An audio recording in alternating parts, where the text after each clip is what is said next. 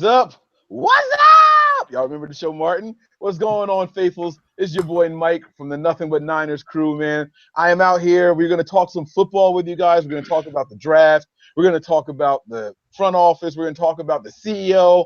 We're going to talk everything and anything 49ers. And today I got two people with me so far. My man, Ali, what's going on, baby? How you doing? What's up, Mike? What's going on, Nick? What's going on, faithfuls? What's up, Mike? What's up, Ali? Same shit, different day, man. We're here to just kick it, talk some 49ers stuff. You know what I mean? So, listen, man. All day. Yeah, I hope you guys are having a good weekend. It's Sunday, and since there's no football, we decided to just, sit back, kick it, chilling. Let's just talk some football. You know what I'm saying? So, listen, guys. Everybody seems to be extremely positive right now on the 49ers. I mean, the pundits are even positive. When's the last time the press unanimously said the 49ers were doing something positive? It doesn't happen often. You know what I'm saying? So what I want to do today is try to put a little spin on things, right? Let's pretend that we are fast forwarding to the end of the season and the 49ers have only won 2 games. All right? So we're going to start with the draft, and we're going to say what would have had to happen so horribly wrong in this draft for things to end up that way. All right? So just to give an example, I'll kick it off with the first overall pick that we had, and that was with Solomon Thomas, okay? Everyone was like gung-ho on Solomon Thomas, and I kept trying to say to people, I think he's a tweener. I don't know where he's really going to fit. Well, what if that comes to fruition? What if Solomon Thomas is actually out here and he just doesn't have a spot? He's not big enough to be a down lineman. He's not fast enough or doesn't have enough moves to be coming off the edge and that Aaron Lynch or Ahmad Brooks type role. You know what I mean? So what if he just flat out doesn't fit? We don't get any kind of production from him. Like that, that's something that could potentially and possibly actually happen. And that's what I want to discuss today with you guys. So you guys think I'm crazy for wanting to do this? Like, Ali, what do you think, man? Am I nuts for wanting to have this kind of conversation? No, man. This is we got to work out every different scenario when it comes to looking at this draft class, right? So it's really weird to see us in the spotlight, and no, spotlight's the wrong word. It's really weird to see us in the good books of all the pundits out there, because since Harbaugh left, we haven't really had a lot of positive news, if any. So with everything trending upwards, it's not to kill the momentum of that, but let's look at what would have to have had to go on wrong in what would happen. And then, afterwards, if we want, we could say, in order to get to where we think we're going and where we're heading, what has to fit and work in that scheme or in that situation.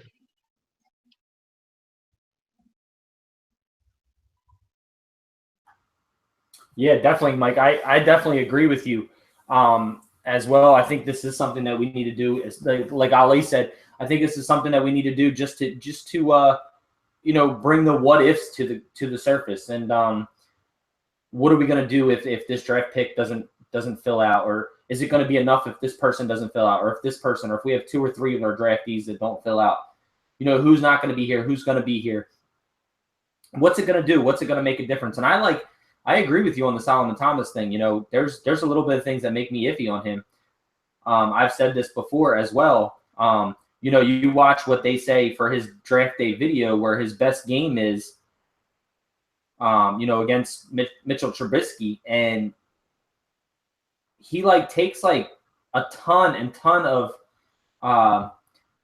plays off, and he would still be in the backfield, and it would be a screen to a player, and he just look at him like, oh, okay, my cornerback can handle that. He wouldn't even chase the guy down. That I don't want. Is that what's going to happen in San Francisco, or is it just because he's young and these coaches need to mind him? I mean, I was talking to Ali earlier about this, and we said that, he's like, oh, well, we'll have to take that, well, you learn from 5 years old to not stop till the whistle's blown. But yet we're in college and we're saying that we need to learn in the NFL. No, that's not how it works. You don't get drafted by not playing till the end of the whistle. Obviously he got drafted. He got drafted high, and a lot of high expectations on him. But what if he doesn't work out? What if he is that person that came from that game where he just gave up on 7 to 10 plays or whatever it may be. He did have a good game, but he could have had a way better game if he would have produced and actually played well. So, yeah, I don't know.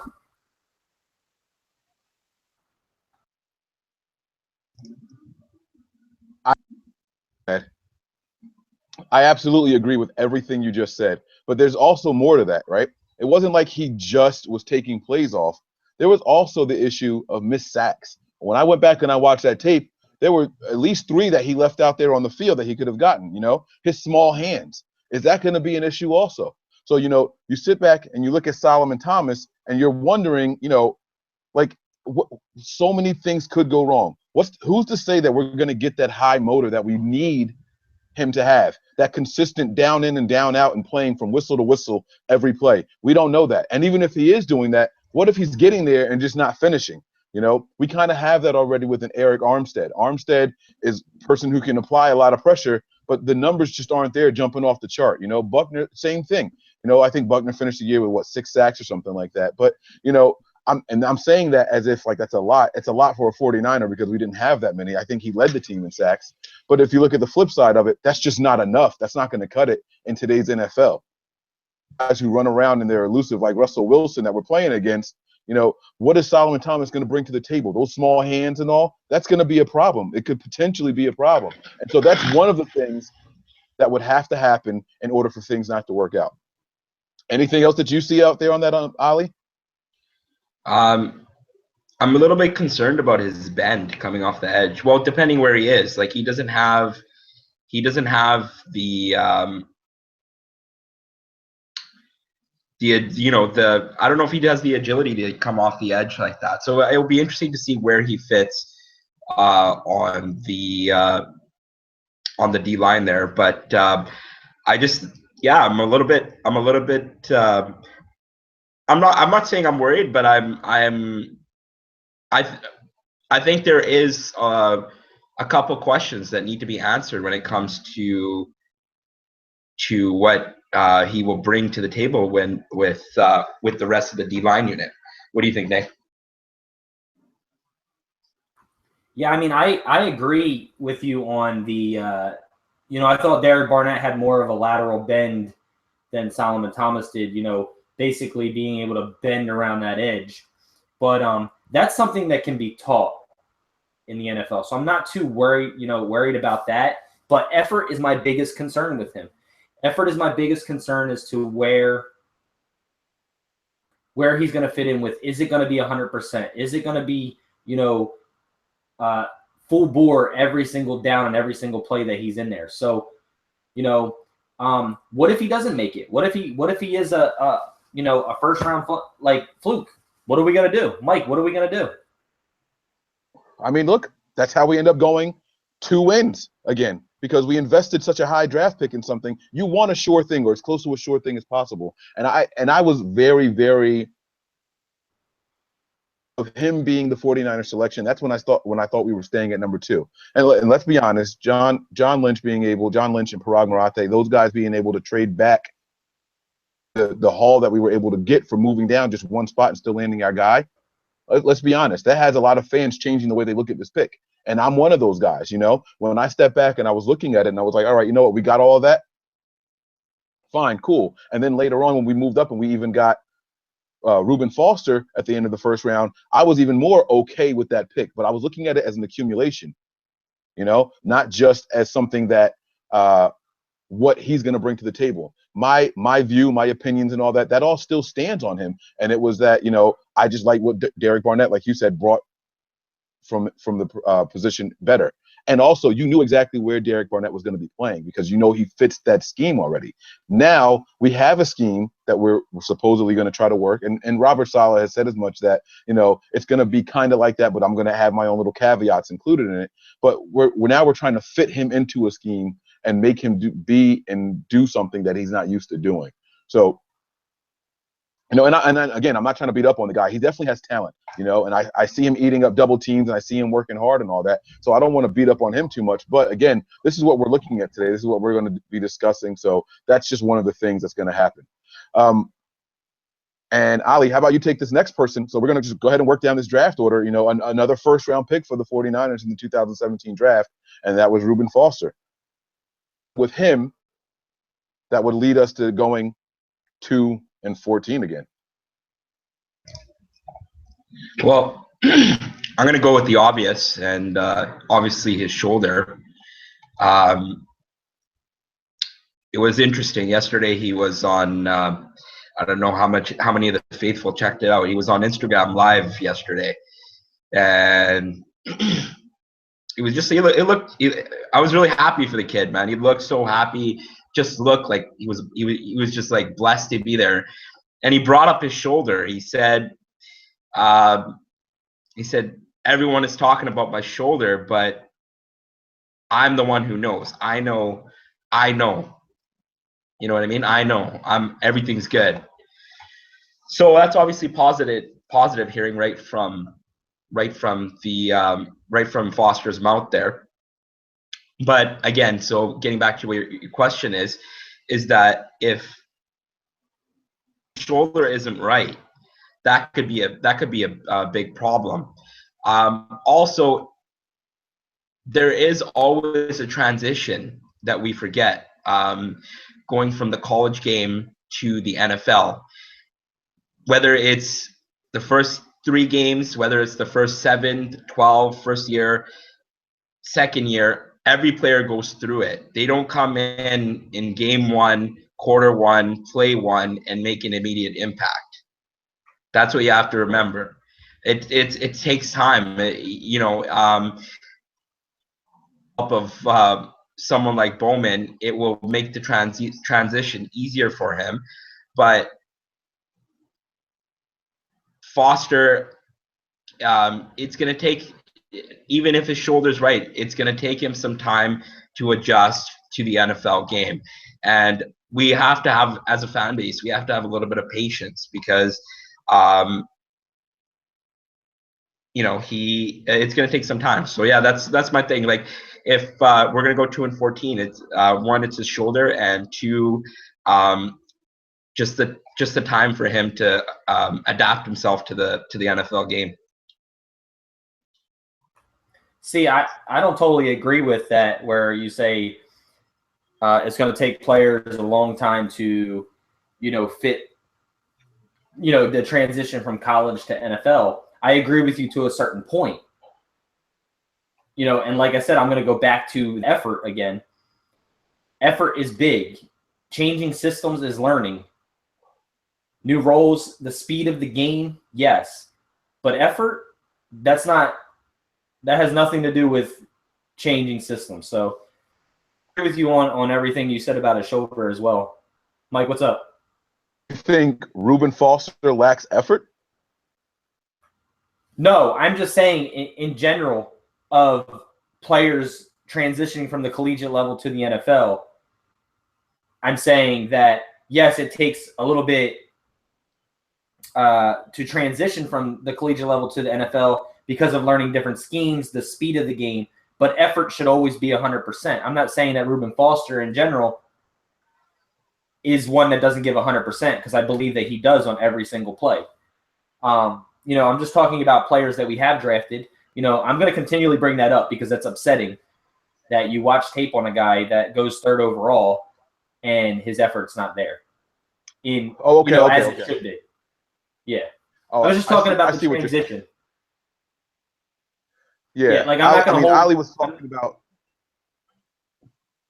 You got it. Go ahead. He was talking about Foster. Yeah, no, I know. I'm just saying, like, I agree on the Foster shoulder thing, but when he stepped into the boundaries of saying we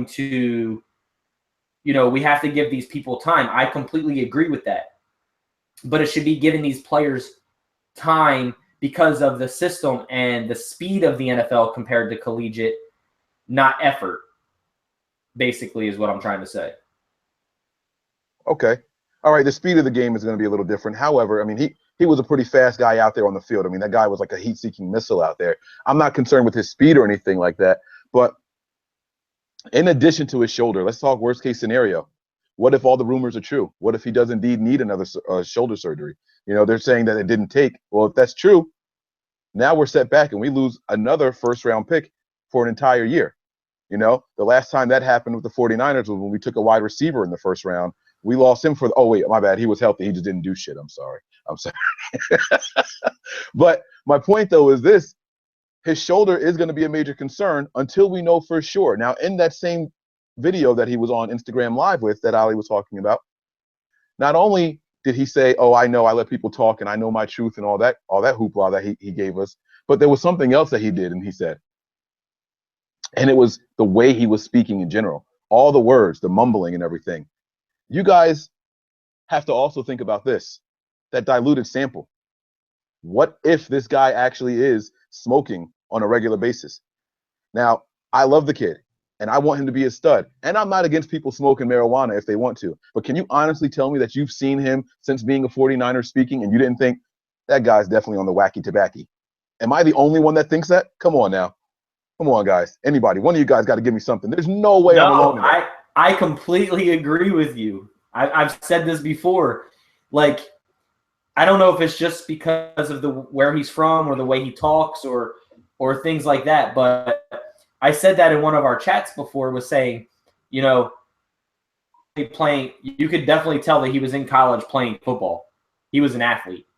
Like, you know, like I thought that, like, not to bash the guy or anything, but I mean, you know, the way he showed up to headquarters, you know, just the things that he said in his pressers.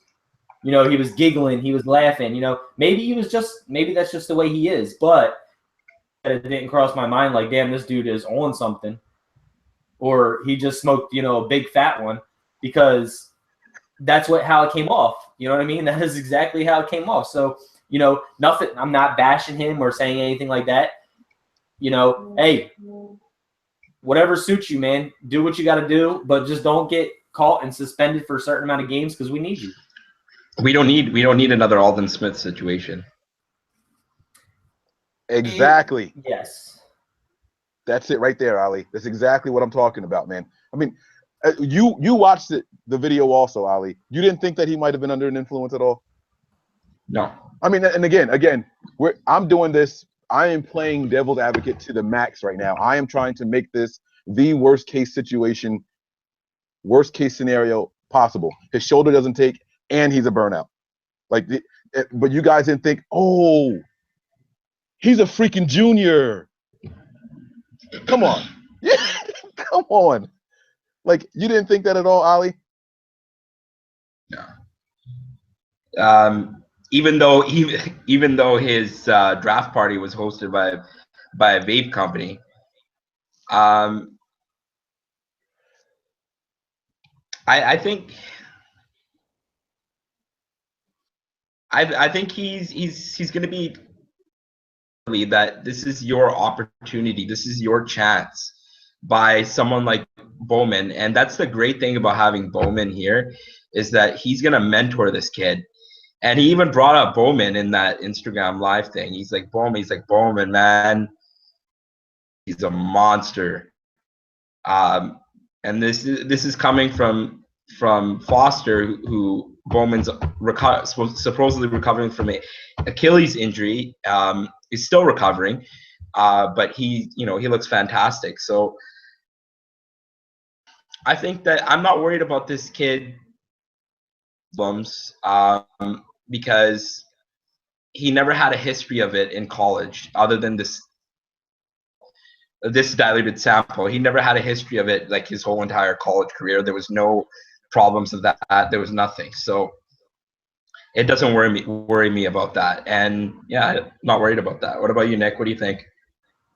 Well, for the case of being negative Nancy's right now, because that's what we're trying to do, if he were to be on that stuff, and you know, we hope that he isn't, and we don't want another Aldon Smith situation,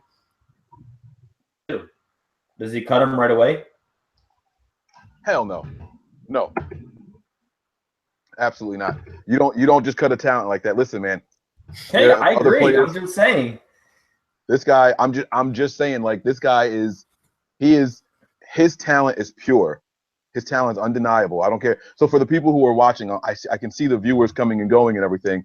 we are purposely trying to say what would go wrong with the 49ers in order for us to be 2-14. We're going to do a negative segment, and then we're going to spin it back to a positive segment. And right now what we're talking about is Reuben Foster, the shoulder injury. We're talking about if that diluted sample and being sponsored by Vapor and the way he speaks and his actions, maybe what if he is possibly going to be in the drug program soon? Nick just asked me, do we cut him right away? And I say no, absolutely not. I think that even if he does end up failing a drug test, and I think he's going to be automatically in this drug program because of that diluted sample. A diluted sample is equivalent to failing a test. So I don't know if that's technically fell when that happened. So I don't know. Maybe he won't be in the drug program already. But my point is, it's still something that we should be concerned about or keep in the back of our minds as to one of the things that can go wrong. Because let's be honest, you look at the last 2 seasons for the 49ers, any and everything that could go wrong did go wrong. So let's be honest with ourselves here. There are some dominoes that could start falling and leave a long trail, all right behind them. So that's what I'm concerned about. But while you mentioned Bowman, and I know we're going to talk on the draft class, but while you mentioned Bowman, what if Bowman doesn't come back fully healed?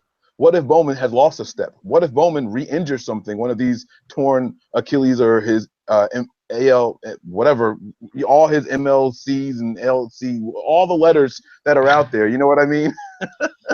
Like, what if he ends up tearing something else? Now you got Bowman, who could be back out again or not 100%. You got Foster, who could be in a drug program, and you're not getting any kind of production from Solomon Thomas because we don't even know where he fits. It's not looking good for that front seven. Right now, everyone is touting that front seven as, wow, this could be one of the best front sevens in the league. We got how many, what is it, six first-round picks in our starting defense. I haven't heard anybody say that. I haven't heard anyone say this, that it's the best front seven in the league. No, I said that people are saying this could be. Like if we get the production that we want from first rounders, Eric Reed, all right, Jimmy Ward, Buckner, you got Armstead, Solomon Thomas, Reuben Foster. All of these guys are first-round draft picks. If you're getting first-round draft pick production from these guys, that defense all of a sudden is pretty good. That front seven, too. You know what I mean? So you got 4 guys in our front seven in Buckner, Armstead, Thomas, and Foster. That's 4 guys right there in our front seven. That should be a pretty good front seven if they hold true. All right? So that's what I'm saying. And now I guess we'll go to – I'm done with the whole Foster thing. I'm just trying to plant some seeds in your guys' head so you guys can see how this conversation is going to go. And we don't have to go through all 10 of the picks or anything like that because let's be honest, once you get past the 4th round, not even, once you get through the 3rd and 4th round, it's a crapshoot. Okay, so we're not expecting anything from C.J. Beathard, even though he was a 3rd-round pick. But let's talk about the other 3rd-round pick, and that is Ahkello Witherspoon. So Nick, why don't you go ahead and head this one up? What could possibly go wrong with Mr. Witherspoon there? Mr. My top lip doesn't move when I speak. Yeah. He worst case scenario with him, he has good build, he has good length, he has, good hands. Is he doesn't learn how to tackle.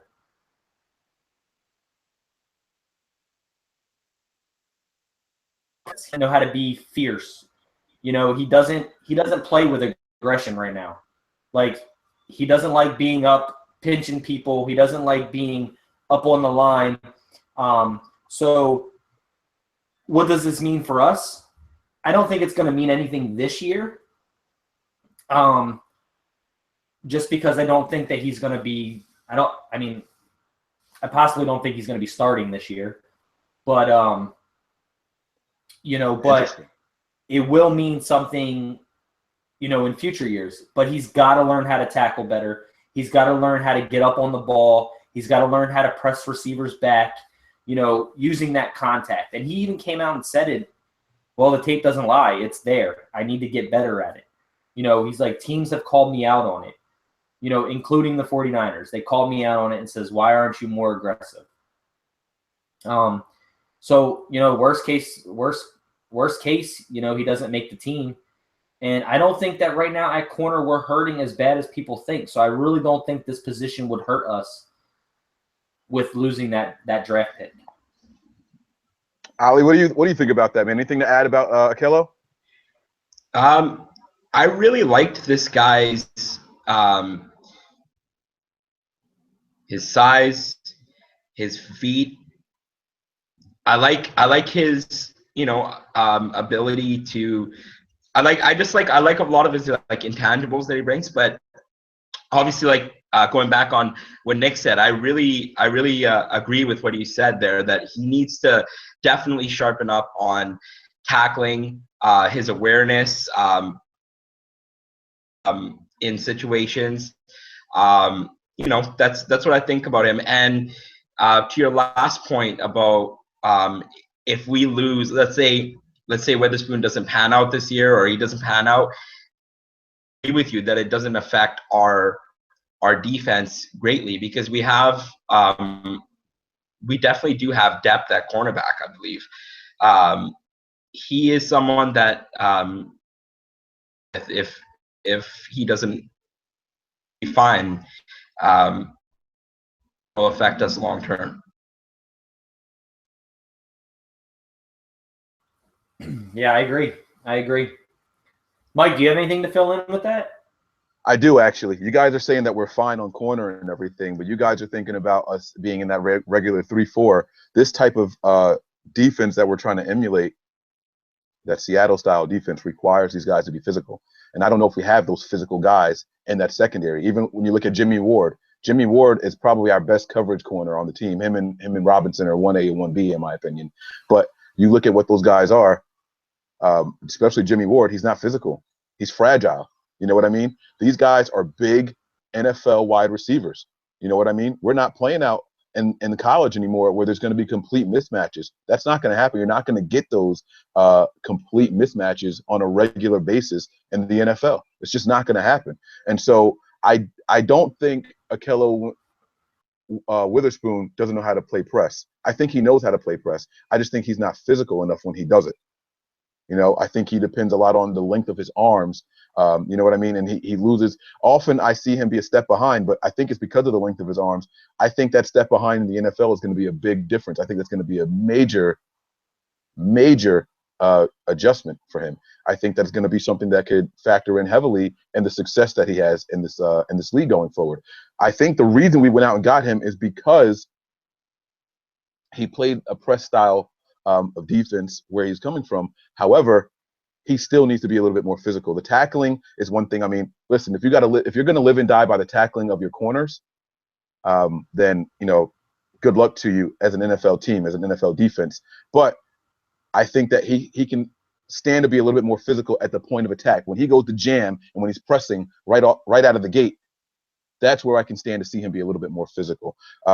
And I do think that he is projected to make this team. I do think that he has great natural abilities. And if he can learn to harness everything, then cool, you know, so be it. And so I'm not going to beat the guy up too much. I really, really, really like the guy. And again, for the people who are just popping in and watching, we are purposely trying to be negative. We're going to spin it back around. We're going to be positive very soon, but we're going to keep continuing to be the negative Nancy's, as Nick said, to try to explain what it would take for this team to go 2-14 again. All the things that would have to go wrong. And so before I move on to the next subject, I want to ask Nick and Ali, do you guys think there's anyone else in this draft, from this draft class, that one was expected to be a major contributor, and two would contribute to us having a bad year going forward? So we covered the first three picks, and they were all defensive. All right. And then after that, we went to the quarterback. I don't think any of us expect anything from C.J. Beathard this season. I could be wrong, but that's why I'm going to open the floor up to you guys. If there is someone else that we drafted that you think is supposed to be a contributor right away, who is it and what could go wrong with that person, if you guys have anyone else? Like you said, unless C.J. Beathard is starting, there's nobody else, in my opinion. Even though I'm to start, there's nobody left in the draft class that would affect us having a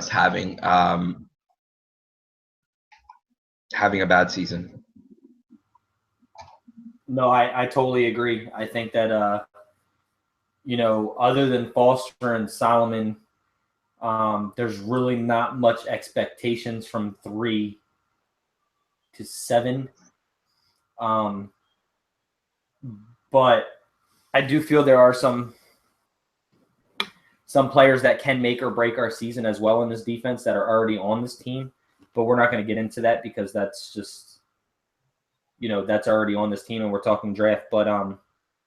Go ahead. That, no, go ahead, man. Go ahead. Why not? Let's talk about it. Well, I'm just saying, we have some players that, that I think, and this could just be personal biased opinion, as in, there are some players that are on this team that I would love to see play and see what they have, which we don't really know. I'm big on wanting to see Will Redmond. I'm huge on wanting to see Will Redmond and come out and play corner this year. And I think from the athleticism and the hard work that the kid puts in to play, I do believe that him and Rashard could make a great duo. But, he's just one of the players. I think Ronald Blair could be taking somebody else's position, such as, Quentin Dial or, somebody like those, even though he's a lot smaller. But the thing is there's a lot of players that are sitting in the background on this team right now that we're not sure of, that they could either hurt the team or they could tremendously help the team.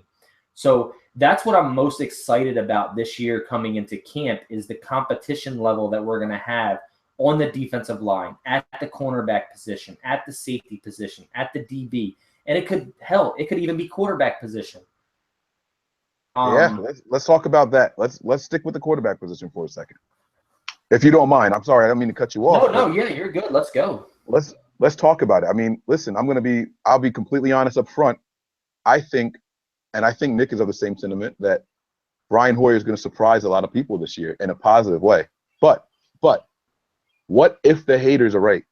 What if Brian Hoyer is nothing but a permanent backup? What if he comes in here and puts up less than mediocre numbers? Then we're going to see then we're going to see Matt Barkley or CJ Beathard this year. Yeah.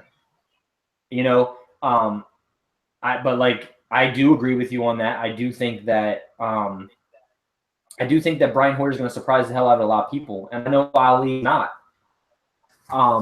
That thinks that Hoyer can actually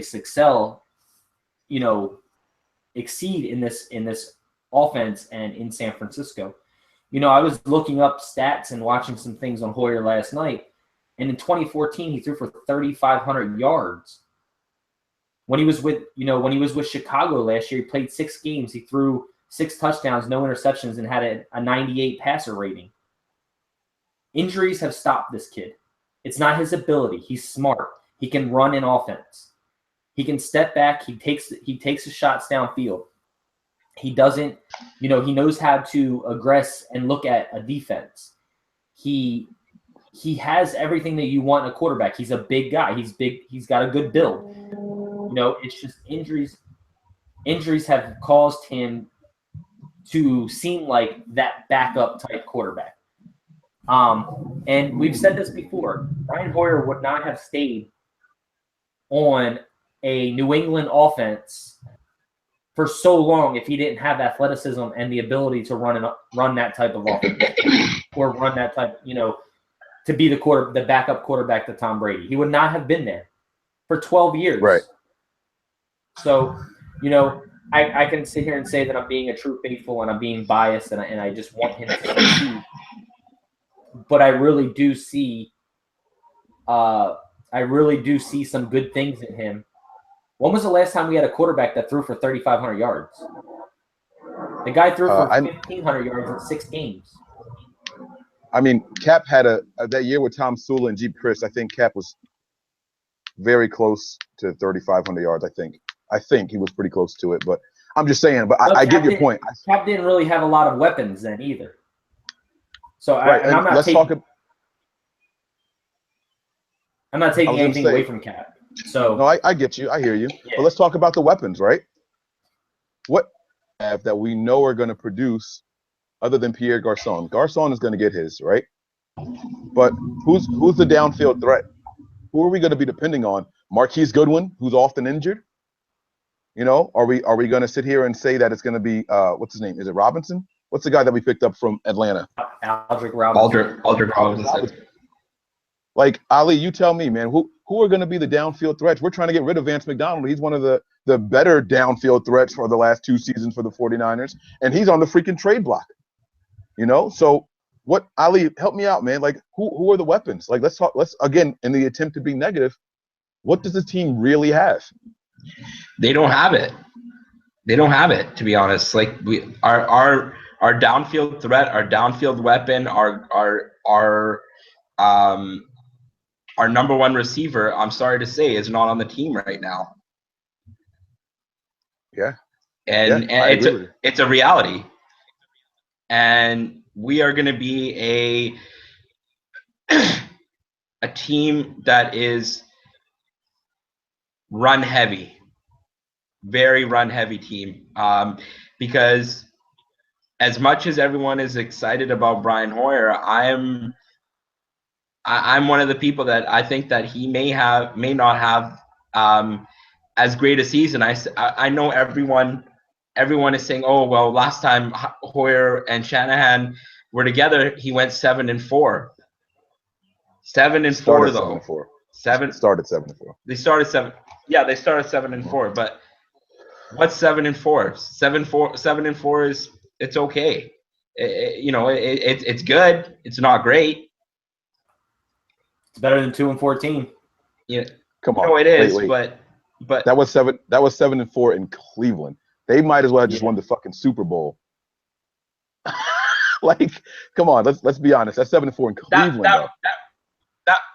That roster had some players, though, man. That roster had some players. So, I don't. You know, we're being negative here. So I'm gonna be as negative as we can here to say what would happen if 2-14 season. So as you know, as you said, we don't have the number one receiver on this team right now. And it's going to be spreading the ball around by committee. It's going to be a committee out of the backfield. It's going to be a committee of wide receivers. We may have only 1 or 2 wide receivers that get over 1,000 yards this year. It's going to be a lot of guys with like 700, 800, 600 yards receiving this year. So that's what I'm thinking in regards to what you said there. So let's just to give a little recap. Marks and unproven guys on defense. We have our leader of the defense who is coming from a torn ACL and a torn Achilles tendon. We are depending on a Solomon Thomas who doesn't have a defined role or a fit in this scheme. We are hoping that Armstead and Buckner can produce something, see them on the field together for a consistent amount of time, which we haven't yet. We don't have a franchise quarterback. We don't have a number one wide receiver. These are the things that happen to teams that go 2-14. Okay, so that's the negative part. And let's talk about this front office. All right, unless you guys want to go somewhere else with it, but I'm ready to move on. I want to talk about this front office. I want to talk about how everyone loves John Lynch right now. All right, I'm going to start with John Lynch, and then I'm going to move on to Kyle Shanahan. But I want to get your guys' thoughts on John Lynch, and this is where I'm going to start it off. I'm going to kick it off with this. John Lynch might actually talk too much. I think that no. Now again, the leaks have stopped, so that's not where I'm going with this. But John Lynch is a very, very transparent person, and that kind of transparency can hurt you in the long run. You know, Seattle has no problem poaching talent from the 49ers. Everybody knows that. Now imagine Seattle knowing what John Lynch wants to do before John Lynch actually does it. Imagine the blocks that they can put in our way. You know what I mean? You look at a team like the Rams, who are in a rebuild mode right now. The Rams just picked up some of our players. Mike Purcell is now over there in LA. You get what I'm saying? They're also going to start poaching off the 49ers. Now, all of a sudden, you're looking at something where a GM who was very transparent and putting all our business out there before things happen, after they happen, he confirms it, you know. I mean, what's that tell you? Look at how bad that could potentially be, how bad of a situation that is. A first-time GM who is putting everything out there and keeping everything on the front page news. You know what I'm saying? Like, that could be detrimental to the future and building of this roster and this team. Talk about it. I mean, am I the only one who sees that? You know, do you guys think that could be a problem? Nick, what do you think about that, man? Ali, what do you think? Either one of you guys. I think it could be a problem, but only to a port of me seeing like he talks too much. That's the only thing that I have with John Lynch that I see so far as a negative is, yeah, we don't have no leaks anymore, but we don't really need leaks because John Lynch kind of puts it all out there other than player acquisitions or, you know, anything else. But he puts it out there, you know. He's trying to bring back that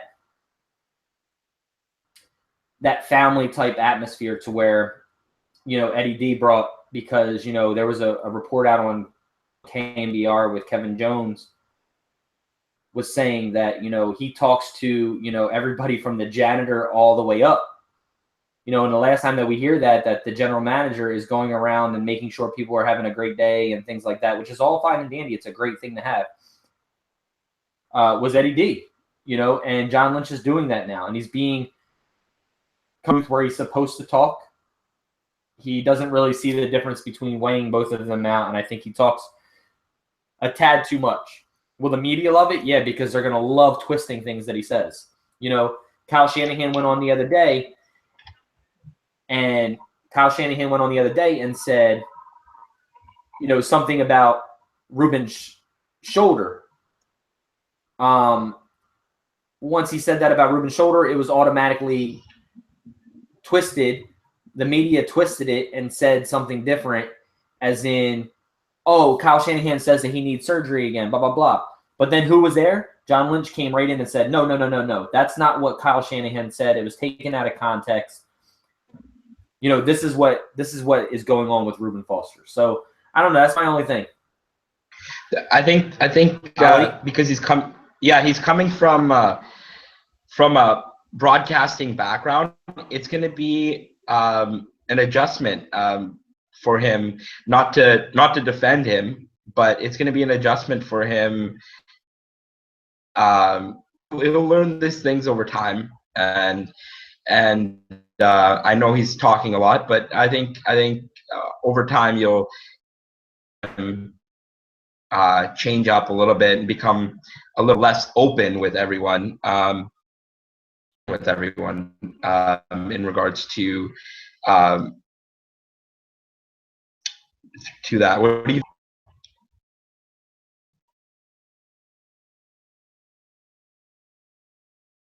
All right, so this is what I think. Nick, you said something that was like very, very pivotal, and it stood out to me, and I had to make a little note. You said that he's trying to create this family atmosphere, right? So everyone is supposedly in love with John Lynch and the job that he's doing and everything right now, but let's talk about how transparent he's being, right? The rumors float around that Vance McDonald's on the trading block, right? And even though Vance McDonald did not get traded, has not been traded up to this point, he had no problem saying, yeah, we shopped him around. Not only did he have no problem saying that, and that's cool, all right, he admitted it, but he also said he's not the only one that we were shopping around. Like, what kind of atmosphere is he really creating in that locker room? Now all of a sudden everyone's like, well, what's my future like here? You get what I'm saying? Like, everyone's talking about, oh, they're doing a good job and they're bringing in these guys. That's great for the rookies and shit. You know, that's good for the newcomers. That's great for the guys that they've picked up and they brought in as free agents and all. But what about the guys in this locker room right now? Can you imagine what Carlos Hyde is sitting here thinking to himself? Carlos Hyde's number one priority has got to be right now, just stay healthy and another team will get me because they haven't extended me. You know what I'm saying? Vance McDonald's on the trading block, but he's still on the roster. What kind of effort are you going to get from Vance McDonald when they're bringing in a guy like Paulson? You know what I mean? When they're bringing in a guy like George Kittle. You get what I'm saying? Like, that's exactly what I was going to say. Yeah, like, it's not just a matter of being transparent and all. I get that, and that's cool. But you're also saying that, yeah, and we're actively shopping other guys. Like, that's something that, and for all the faults that Trent Baalke had, that's something Trent Baalke would have never said. Trent Baalke would have been like, you're going to hear a lot of rumors about people being interested in trades and things like that, but we're going to focus on the guys that are here in this locker room, and that's what we're going to go forward with. And if something happens, you guys will know about it. But until then, this is the team that we have, and we're going to keep them intact. Like, that's what Trent Baalke would say, and you can fault him for everything. Trent Baalke was horrible. Trent Baalke would never sit here and put those guys on that kind of notice and eggshell in the public eye. You can't do that. I'm sorry, you can't run a team like that. And everybody in that locker room already knows it's in a meritocracy. That's something that Jim Harbaugh said. You earn what you got. You perform well, you will play more. Jim Harbaugh was avid on that. And everybody knows that because they're already in the NFL. You don't need a constant reminder that, hey, by the way, you could be traded any given moment. That's bull. That can't be something that people think is a positive coming from John Lynch. Is it? Nick, I mean, go ahead. Tell me. Like, I mean, I agree that it's good that they're being open and honest, but you should be open and honest to a point. Because like you said, I thought the same exact thing. When him and Kyle Shanahan said, when somebody asked him, well, have you reached out to Vance and told him? And Shanahan said, yeah, I left him a long message. He was with his brother at his brother's wedding, and I haven't heard back from him yet. But then we talked. Right. I mean, so hey, you text him. Yeah, you text him and leave him a long voice message, and then he comes back. But like you said, how are these players going to feel now? Like, and then somebody asked that question in the presser. Well, how do you think these guys are going to feel when they come back knowing that you were trying to trade them or ship them out? And they're like, well, these guys know that this is a business, and we're trying to do what we can to do what's best for this team to build what this team is for. Do I agree with it? Absolutely not. I think that it should just be, is it good that they're giving players heads up? Probably because of the families and stuff like that, and meaning they have to move and stuff like that. But how do these players really think about it? I would really like to ask a player how they would feel about that. I'm going to make that my objective is to ask a player, if you play on a team, would you rather the front office be completely open and honest with you and say that they're looking to trade you, or would you rather it just come out of nowhere? If they say to you that you're going to be traded, how do you feel? Do you still show up to work and give 100%? Because I'm big on effort. I've already spoke about that in this episode. Going to be put out there, or is it going to be, they see more in this guy they just drafted, so why am I going to give the effort when they're already trying to trade me? You know what? The hell with them. I'm not going to play good this year, and they're not going to be able to trade me, and they're going to be stuck here, and I'm going to play anyway. So, yeah, that's the only reason I don't agree with it. What do you think, Ali? Yeah, I agree with what you said there, Nick, and I think that starts from the GM down. So transitioning a bit into how that will affect or how that will play off of what Kyle Shanahan is going to do, right? Is he going to be one of those head coaches that after a game, if a guy is not doing well, is he going to come and light him up in the media? Obviously, we haven't seen that in the past from his offensive coordinator role, but who knows how he will be as a head coach. And how open is he going to be with them in film study rooms and stuff like that? If he doesn't like someone, you have seen this. You've seen this already. That if this regime doesn't like someone, you do something wrong, they will let you go. They don't have a problem doing that, and so that's the thing. Was like how is Shanahan gonna be with as a head coach? Like, how is he gonna be open? Is he gonna be one of those guys that's gonna be more open with players, or is he gonna be like, listen, this is something we need to talk about behind closed doors. Let's keep everything out of the media. It's interesting to see, and I'm curious. That's a good question for him. If in his next press conference, I'd love for someone to ask him about that. Yeah, and moving to Shanahan, man, like everything you just said is like, see, the problem with Shanahan right now is that every time he's speaking, John Lynch is already at his side, and John Lynch has said 90% of whatever there is to be said already. So we're getting this mode of Shanahan, and we're accepting it right now because it's like, well, what else is there for him to say? But what if that's Shanahan?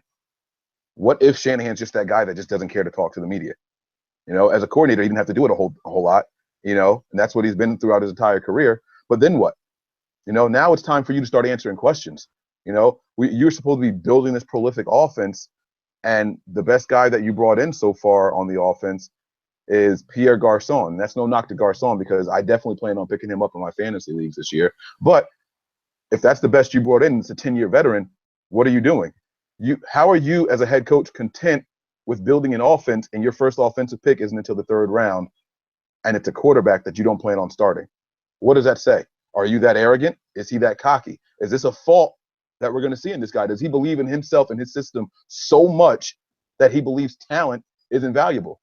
And if that's the case, what we as fans have to sit back and learn from the errors of previous head coaches, such as Chip Kelly. Chip Kelly thought that about his system, and look at what he did in Philly. Yeah, I'm going back to Philly. Chip Kelly didn't give a crap. Look at the talent he let go and let walk because he believed in his system so much. Deshaun Jackson, gone. Their running back, LaShawn McCoy, gone. You know what I'm saying? He let go of top-tier talent in the NFL. Both of those guys were top 10 in their positions, and he just let them go. And so we've seen what can happen when there's a head coach who is so arrogant and so full on the system versus the talent and the athleticism of players, and it doesn't work out. You need both. You need a good system, and you need good players to run it. And is that going to be a fault or a problem that we have with Kyle Shanahan? Nick, what do you think, man? I see you itching to say something. Yeah, because I was just talking to you about this the other day about him not, talking in pressers because he doesn't seem like he talks a lot. Everything that he goes and says is, John already covered that. Even when he came into his very first one, when he came into Levi Stadium, he's just like, we're going to get this team back. It's just, he's not a very social, talkative person. I'm not going to go to the negative side and say that he's going to be like a Chip Kelly and cut great talent, though. Because I've said this last year, the year before, whatever, however you want to say it. I think there still is a lot of talent on this offensive side of the ball. I just don't think that everybody's been utilized the way that they should have been used. Okay. When you play in a Chip Kelly simplified, type offense, it's easy to be seen. Jim Tomsula did the same thing. We had to dumb everything down. I'm not going to say why. I'm not going to say for what reason, but we had to dumb everything down. Okay? So Kyle Shanahan's system, whether it's from verbiage. Shots fired. Shots fired. I see you. Whether it's verbiage or whether it's whatever it is, we have, right? So Kyle Shanahan's system's a lot different, right? They make – you see what the Atlanta Falcons – and don't get me wrong, this offense is not the Atlanta Falcons. We don't have Julio Jones and, that type of offense yet. But if you look and see what they did to Seattle – and I can't talk negative about this because being negative about my team is killing me right now. All right, so it's really hard to talk negative.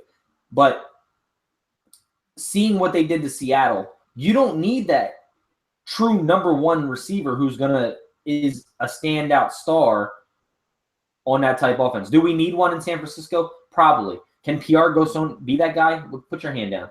You've been executed right now. Come on, you're killing me. So you are killing. Good. I hope so. You're killing me by making me talk about negative. So,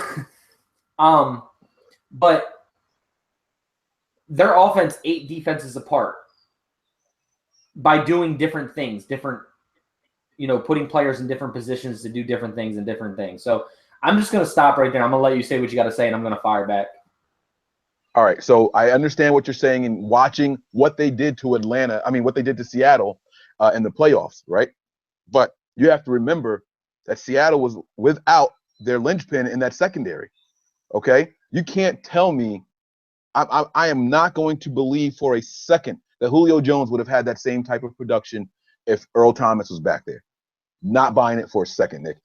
Come on now. You need a number one wide receiver. He did that to Seattle without them having their best player in that secondary, right or wrong. Yeah, I can agree with that. But they also did that to a whole lot of other defenses. And a whole lot of other defenses don't have the whole Thomas. year. Yeah, but I know, they don't but have one Earl player Thomas. doesn't make your whole defense. Yeah, but Whole they defense. still had their own number one though. They did that. They did those things to the defenses because of Julio Jones. They did those things to those. What kind of game? What kind of game did Julio Jones have against our piss poor defense last year? He didn't have to because we got killed by the guy that we picked up in Aldrick Robinson. Aldrick Robinson ate us alive. He was the backup. That's my point right there. That's my point, though. But see, you're not thinking about something. You're looking at just the numbers and who put up the production. But the reason Aldrick Robinson was able to eat the way he was against our piss poor defense is because we were doubling Julio Jones. Who are they doubling on this team? No one's going to double anybody on this team. Curley, who led the team last year, they're not going to double him. Pierre Garçon, he's not a deep threat. They're not going to double him. Who are they going to double? There's nobody to double. Now all of a sudden, there is a lot more pressure on these wide receivers because we don't have that true number one. That's all I'm trying to say. Ali, do you agree or disagree? Like, help me out. Don't leave me on this ledge by myself. Unfortunately, I have to agree with Mike here. But it's a cover sheet. Defenses don't scheme for us. Like they don't have like, oh, we got a scheme for this guy or that guy. It's more of like but you guys are talking past tense. You're talking past tense. You're not even talking about what's on this team now. But that's all we have to go on. Like when you brought up that reference, that's what I'm saying. That's all we have to go on. You can't go on it because it's a whole different team. It's a whole different wide receiving core. I realize that. It's a whole different running back. It's Kyle Juszczyk, Carlos Hyde, Joe Williams, Pierre Garçon, Marquise Goodwin, Trent Taylor. There's a ton of different people on this team. You can't past tense about what we're going to do in offense. Ali, Nick, listen, man. You tell me something, okay? You're talking about the running backs and everything. Give me one reason teams don't have to stack the box this year against the Niners. Give me one reason. Because in Atlanta, you don't stack the box because they got Taylor Gabriel's fast ass and they got Julio Jones. It's hard to stack the box against those guys. And that's why those running backs are so successful. Like, I'm not saying that, but right now, none of us know what these receivers are going to do. There's no production. We do not know what they're going to do in this system. Not one of us. So it's hard to be negative because we're talking about different players that weren't even on this team last year. Receiving core is going to do. They could come out and shock the world. No, they can't come out and shock the world because there's tape on these guys. We know Jeremy Curley isn't a deep threat. We know Pierre Garçon isn't a deep threat. And we know Aldrick Robinson was only so successful because Julio Jones was on the other side of him. You can't sit here so look at the roster that we have right now, and you give me a reason why they don't have to stack the box. You're saying, well, we don't know what's going to happen. Of course we don't know what's going to happen. But right now, what we're working with and what we're doing currently, this little construct of this conversation is a 2-14 team and why. And I'm saying it's going to be because we don't have a number one wide receiver and defenses don't have to scheme for us. And I didn't say that I don't agree with you on that. I agree. Like they don't have to. And you know what? Unfortunately, every week in, week out this year, we're going to see teams stack the box on us. And it's going to be one of those things that we're going to have to game plan for and adjust because they will do it because there is nobody on this team based on what we've seen. Like you said, Mike, that they have to worry about. Well, I'm going to try to get us another opinion, all right? Because we can talk this all day long, all right? So, Nick, I just sent you a message over here in the chat. I want to try to get someone else to join, but I can't do that from where I'm sitting right now. So, Nick, I need you to do that for me if possible, all right? And I love this. This is so much fun. I can do this with you guys all day long. And Nick, trust me, I get your point, but you know I'm playing devil's advocate to the T. Like that's what I'm doing right now. I'm not trying to beat up on you or anything like that, man. But I just don't see it. I don't see it right now on this team how anyone's going to be like, oh, look at that wide receiver. Watch out. You know what I'm saying? You can't tell me that Seattle's sitting here saying, you know what, we got to play the Niners at the end of the year, and we have to watch out for Marquise Goodwin. You know what I'm saying? So those are the things that I'm talking about. So just to pull it all the way back, and we're almost done with the negative section. There's one more person we got to talk about, but I'm going to give a quick recap And then we're going to talk on the last person in the negative section. And then we're going to turn this thing all the way around, and we're going to end it with a positive note. And we're going to go through it all over again, okay? So just to recap, first pick for the 49ers was Solomon Thomas at number 3, okay? Solomon Thomas doesn't necessarily fit in this 4-3 scheme. We don't know if he's going to be playing Leo, if he's going to be playing, some type of down lineman or anything. We have no idea what he's going to be able to do, okay? Then we're talking about Reuben Foster, who could potentially be in the drug program on a regular basis or have a shoulder surgery again and could be out for the remainder of the season, all right? Then we're talking about Ahkello Witherspoon, who may or may not be healthy enough, strong enough, heavy enough to play the press against these NFL-type wide receivers,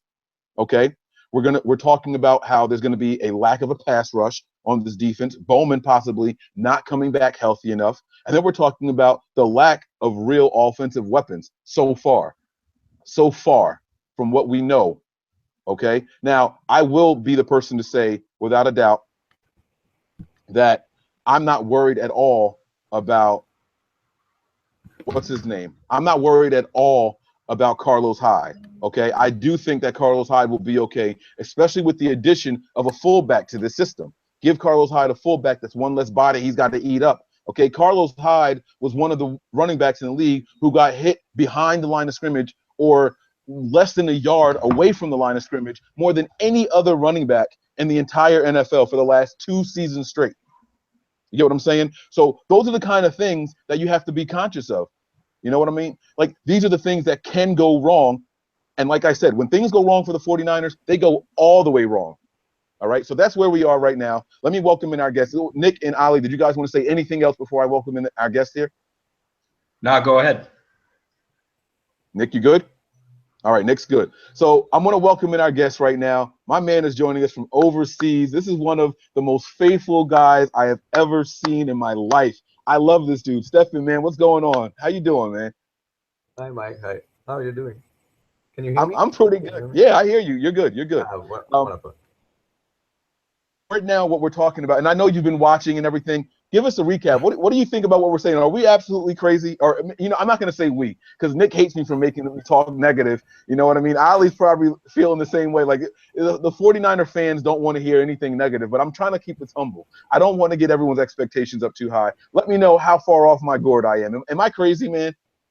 Like, what's going on? I don't think you're that crazy. I mean, I'm all the way on the hype train. I love what Shanahan and Lynch are doing right now, and I love that they're giving Katie Kinnan the boot. Yeah, I mean, on paper, this defense could be something special, but I mean, it's the first year they are playing like this with a new head coach, new defensive coordinator, and yeah, on offense, I mean, there's nothing really special except maybe Carlos Hyde, and well, I mean, Shanahan's system could do wonders, but it could also be a lot of growing pain. And yeah, I'm kind of torn. It could be 10-6. It could also be 4-12. It's anywhere in between. Exactly. So, and like you said, and this is something that we didn't even say, this is just a very general statement. New offensive system, and let's be honest, Shanahan's system is going to take at least 8 weeks for people to get comfortable with the verbiage and the quarterbacks and all. I mean, luckily, we have someone who is familiar with the system on the roster already, and that's the quarterback, and we got a couple of key players in certain positions that are familiar with the system, have a little bit of familiarity to it, but I'm sure he's added new wrinkles over time. You know what I mean? And then the other thing is, like you said, on paper, this defense could be something special, but very, very general statement I'm about to make. This is a completely new scheme for most of those guys over there. We haven't even talked about the fact that they have to learn and execute a new defensive scheme. And we've seen Seattle. We've seen what happens in Seattle with as elite as those players are. When one cog is out of place, when there's one weak link, that defense is not the same. Okay? And that's not something that I can say I'm comfortable with this 49ers roster as it stands right now. Yeah, I mean, as I said, it could be both, could go both ways. I mean, Saleh or Salah. How do you pronounce it? I still am confused Salah. by his name. Yeah, Robert Salah. I mean, yeah, Salah. If they learn the system quickly and really can execute it, yeah, it could rank, I don't know, maybe in the middle of the league or maybe even a bit above, right from the start. But it could also blow right up in our faces and be horrible again. And yeah, I try not to be too optimistic about it, but so far, I'm on the hype train. I can't help it. Yeah, it's pretty rough, man. So let me ask you this, and then you can join us for the last segment as well. But let me ask you this: if there was your biggest concern with our first 3 draft picks, so again, so that's Thomas, that's Foster, and that's Witherspoon. What would be your biggest concern? What needs to what's your biggest worry with those 3 picks there, like either one of them? I'm gonna go ahead and say Solomon Thomas, because, as you said, his role is really not defined, and I don't know how do they all play together, and will they have to go? I don't know. It might. I mean, he could fill in as a Leo from the start.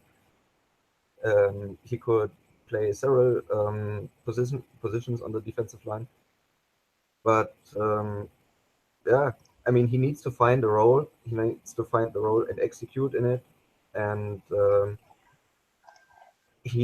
it was a big invest. What is they invested heavily in him with the 3rd overall pick, but we need some production of him, and I don't know in what role exactly he'll do that.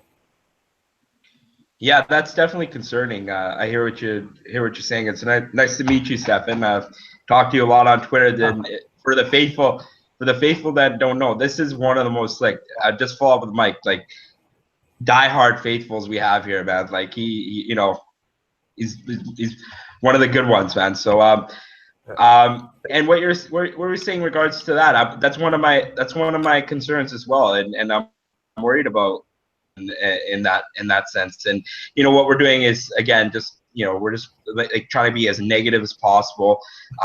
It's killing me, honestly. It's hurting to do this, because I hate doing this, but for the sake of this this video podcast, I will do it. But I agree. Out of those 3 guys, the one that worries me the most is Solomon, but he may be the one with the highest ceiling. And even though everyone's hyped up on Foster, if Solomon is right and gets everything together, he could be the one with the highest ceiling. He could be one of those dominant players, like an Aaron Donald kind of type. Not to compare him to him, but he could be Aaron Donald type of players. So I'm gonna transition into the last thing that we're gonna talk about here. It's Jed York. Now, for once, he's in the positive in the faithful. He's been going on Good Morning Football. He's been in interviews with Peter King. He's and that's rare. I don't remember the last time I seen Jed York do an interview before this like recently. I haven't seen him do an interview. So it's been really like a breath of fresh air to see him going out there talking about the experience in the draft room, saying how everything went. It's definitely a change of pace. So in regards to York, I think that he what would have to go wrong is he would have to be like get a lot of his family would have to say, you know what, the way I know you went in this direction, but we obviously don't agree with the way you're going, and I it's time for you to, lose control of the team, or we're going to step in and be a bigger role. Do you guys understand what I'm saying? Do you follow me? And I think that's something that can, if we go 2-14, or if there's a lot of front office problems or something, there might be a step in from someone, and just get to that there. So yeah, that's what I'm thinking about Jed York. Nick, what do you think about Jed York? For us to have a negative season, what has to go wrong? How is it going to be negative there? All right. First off, you guys are making me drink from talking negative about these goddamn Niners. So, just so y'all know, okay? Here's to everyone, all faithfuls. But hey, I don't think that, like you said, Ali, I think that the only thing that's going to make Jed York fail this year is if the relationship between John Lynch and Kyle Shanahan breaks down. What I mean by that is John Lynch taking more and more away from Kyle Shanahan, like Trent Baalke did with Jim Harbaugh. That is the only way that I see Jed York failing this year, is if that relationship between the head coach and the general manager that is good right now fails. That is the only way that I see Jed York failing this year. I don't think that he's going to fail if we go, 2-14, 3-13, whatever it is, because we are all not expecting to make the playoffs this year. We are all expecting that this is a 6-year contract, that we are in rebuild mode, and that it's going to take time. So I don't feel that Jed York should be criticized or heckled on this year if we don't have a great season. I think the only way that he should be is if he allows the relationship between the general manager and the head coach to falter or fail. And that's the only reason I think that he would be able to fail. So, Stefan, let me ask you this question, because I agree with what Nick is saying. What do you think about Jed York's sudden burst on the scene? I mean, I can't tell you the last time I saw Jed York as a guest on NFL Network. I don't know the last time that's happened. And I'm not kidding. I'm talking about from us being in the Super Bowl to the NFC championships. I don't know the last time I saw Jed York that, not being wired in. He was in the studio. He was actually there. So, Stefan, what's your take on seeing Jed York all of a sudden, and boom, there he is? I have several thoughts about this. And my first is, I don't really mind it because, it's his team, and other owners make way more headlines than Jed York does. And right now he's on a very positive wave.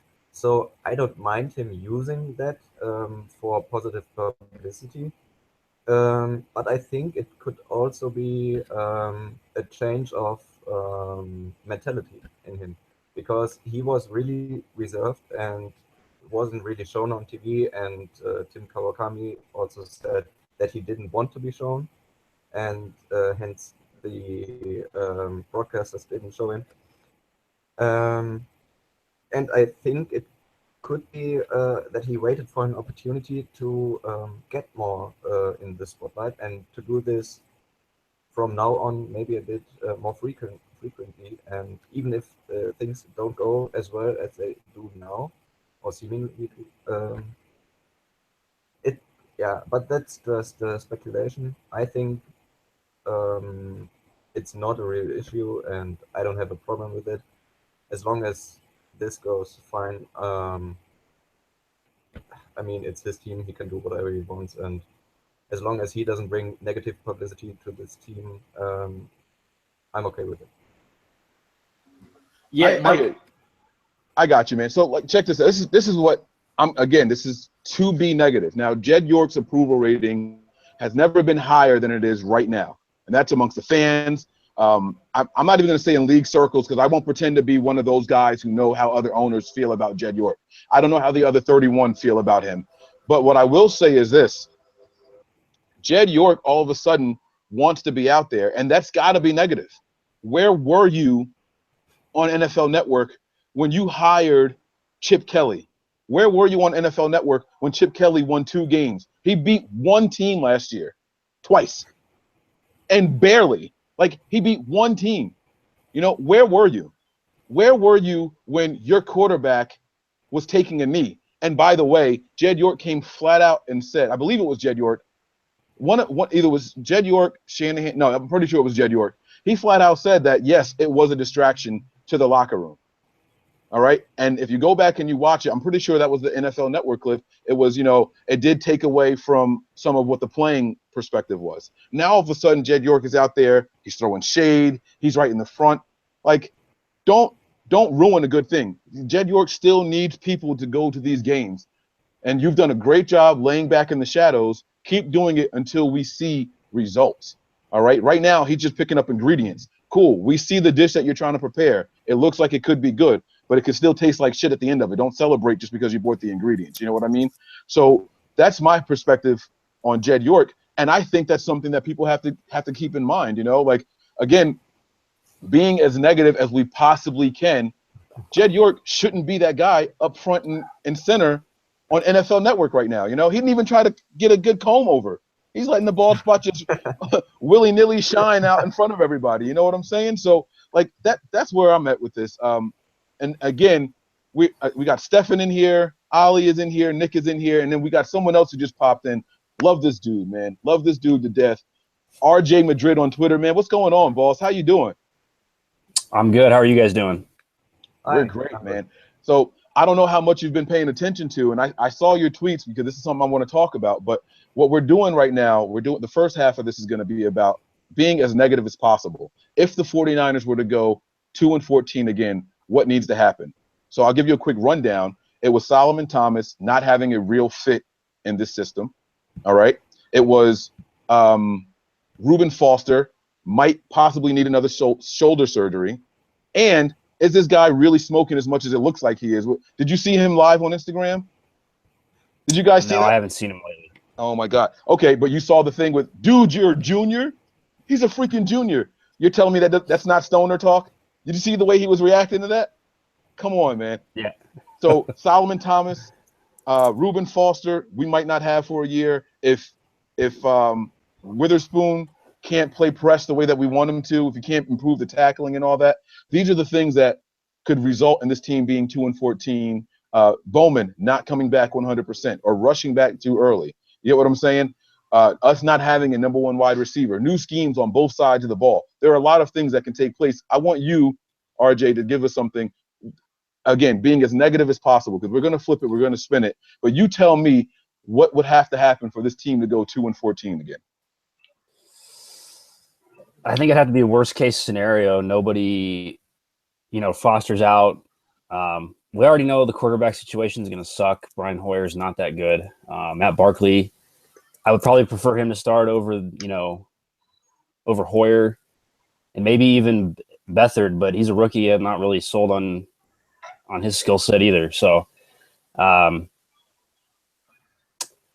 don't think they're going to go 2-14, but it would have to be worst case scenario. The defense would have to not improve at all. The offense would have to actually get worse. I did a little digging around, some research into the stats between 2011 and 2016, and they're very similar in terms of offensive production. So if you compare that to 2015 and 2014, the offense was on the upswing already. So I think they're going to get better. So they'd have to take a step back, actually. And it's certainly possible with the new scheme. I mean, you saw what happened to the Falcons in Shanahan's first year there. Mm-hmm. Started out real hot and then got real cold. So it's going to take 2 or 3 years for them to fully get that scheme going, at least 2. So, look for an improvement, but don't look for much. I think, the defense will just have to stay the same or get worse, I think, to win, to go 2-14. And all these players that we drafted and, all these guys that we signed would have to just turn out to be complete busts. So I think there's going to be a lot of improvement this year, maybe 4 or 5 wins. But I mean, anything's possible right now. You see how they're trying to change the culture with some of these guys, and we just don't know. It's just a lot of wait and see what's going to happen. I mean, I agree with everything you said, and again, We could sit here and talk about this until we're blue in the face, but we don't have a franchise quarterback. We don't have a number one wide receiver. We don't know what this defense is going to do, and this defense is going to be huge because let me tell you the truth. You said the offensive production was very similar to 2011, 2016, but what was the difference? That defense. Defense. Yep. You get what I'm saying? So these are major things. These guys are out here. We do have some of the – we did carry over and retain some of these guys on defense, and we got a couple of first-round picks that are still hanging around. But let's be honest, this is a new scheme for them. This is going to be something that's going to take time to adjust. And I think a lot of fans are very high because they like the moves that we've made in the draft. They like the trades and the moving around and all that stuff. Another thing that we talked about was the transparency with John Lynch. Is he too transparent? John Lynch had no problem coming out saying, yeah, we tried to trade him. We tried to trade Vance McDonald, and Vance McDonald wasn't the only one. Why you got to say that? You know what I mean? These guys, they're in the NFL. They know already. You get what I'm saying? You don't have to go out there and publicly say those things. And that's something, for all the faults, like I said, that Trent Baalke had, that's something that you would never hear Trent Baalke say. Trent Baalke, if a trade didn't go through, I don't know what you guys are talking about. And that's it, you know? So these are the things that we're talking about. And talking about Jed being in the public eye, I want to get your opinion on that. How do you feel about Jed all of a sudden being back? Jed's Twitter feed, he doesn't tweet about the team. I get that. I see that. But Jed, he's more active on Twitter now. You know what I mean? Like, he was in studio for NFL Network. When's the last time you saw Jed York in studio for NFL Network? Give me your thoughts on him being active again like this. It's just weird. I mean, you know, not a lot of owners are out in the spotlight, and not a lot of them are out making an effort like he is. I mean, he kind of owes it to the fans to give us his input, you know, and his thoughts about what's going on and what's went on. But it just feels forced sometimes from him. I don't really know. I mean, maybe he just feels that supremely confident in the direction they're going. That's certainly a good thing, but you know, I don't really care too much about his opinion and what he thinks. It just seems real forced and it seems real fake to me right now. Yeah. I mean, and that's the thing, and that's going to start turning off a lot of people. I mean, you asked me if all the moves were made the same way. Everything has been exactly the way it was, except Jed York's appearances now, right? Would fans be more inclined to purchase those tickets? I mean, let's be honest. Those stadium seats were empty. And if they weren't empty, it was a visiting team that was there representing. You know what I mean? But now you got Jed York coming back out, and all he's going to do, in my opinion, and this is me being as negative as possible, in my opinion, you're going to have a lot of fans who are going to be like, look at this clown. He just knows he's going to get sales now. You know what I mean? He knows people are going to come back. And all of a sudden, they're going to be like, screw him. You haven't done anything. We haven't won a single game yet. What gives you the right to come out here and start flapping your gums again? You know what I mean? So I think that's something that people are going to start looking at, and they're going to start holding a little bit more of resentment. They're trying. I do see the change in the fan base. I do see the fans accepting Jed York a little bit more right now. But let me tell you, if he keeps it up and he's all over the place again, I can see it turning around and backfiring on him. I mean, Ali, what do you think about that? Yeah, I agree. I think that if he's too much out there and he gets out there too much, it's like, where have you been? Like, where were you through the rough times? Like, we were 2-14. We were what, 4-12 or something in the season before. Like, where were you? Like, we needed you. We needed some assurance. You disappeared. You didn't give us any reassurance. You came in at your year-end pressers. Oh, I see the change. I want to know a change. You know, I promised to get things right. Well, okay. Where were you during the season? Like, people had questions. People were calling you out on Twitter, on social media. You disappeared. You were a ghost, and now you're all of a sudden you're here. Come on, man. Yeah. Like, let's be real here. Let's call a spade a spade. Mm-hmm. And you know, I'm one of those people that I've given Jed York a break. Like, I'm not one of his haters. I think that he has finally got it right, but it's a little bit curious to me that seeing him on all these shows, and the funny thing is I don't think we've seen the last of it. I think he's going to continue. I think he's going to continue to do these kind of things, and that's a little bit curious to me. I don't know. I don't know. Maybe John Lynch has inspired him or something. But like, yo, You gotta start talking, man. I don't know. Maybe their one-on-one conversation when they had before Lynch was hired. He's like, Lynch told him, be like, I know you're the CEO, but this is what I expect out of you. This is what I want you to do as a CEO. You know what I mean? Yeah.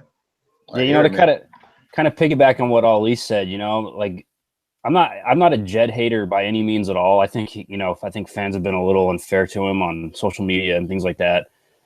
Just kind of showing their own pettiness towards the situation the last couple of years. But I mean, right now, putting the fan glasses on, we do have every right to be skeptical of what, kind of the image he's giving now.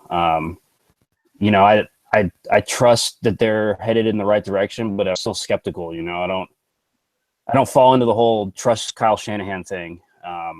Because to be honest, if we're going to trust him, I don't really trust his judgment with quarterbacks. I trust him to, draft a running back because that's what he's, him and his dad are really good at developing running backs in our offense.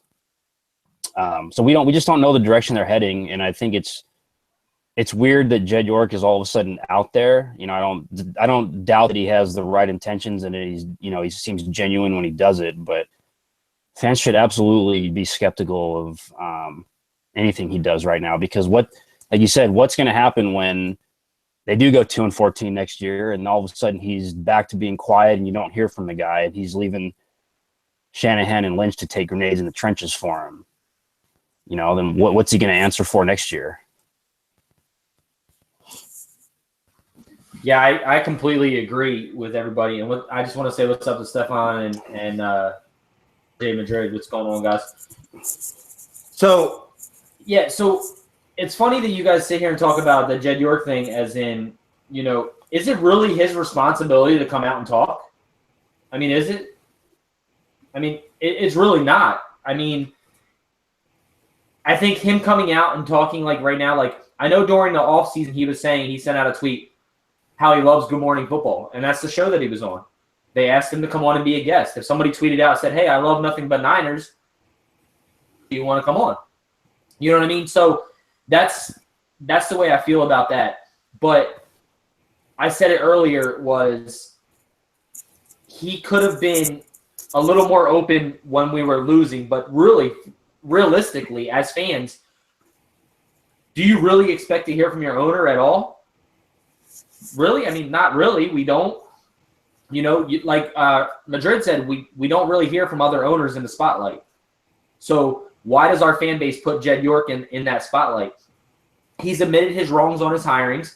A lot of that, I believe, had to do with Trent Baalke. Trent wanting his guy. He has came out and said, I wanted Kyle Shanahan here as an offensive coordinator and to move him into the next position as a head coach. But I think that he piggybacked off Trent way too much and what put him into background or the trenches, as in where people hated him for what Trent Baalke was doing.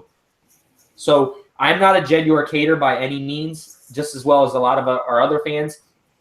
I'm not going to sit here and bash the guy as in it's all his fault that we were 2-14, because guess what, guys? There's a coach, there's coaches, there's players, there's GMs, and right now what the 49ers have, we have not had since, a George Seifert, Bill Walsh, John McVay type relationship, as in, or what they have in Atlanta, where your GM and your head coach get along. They get what you need to get to win, to be successful.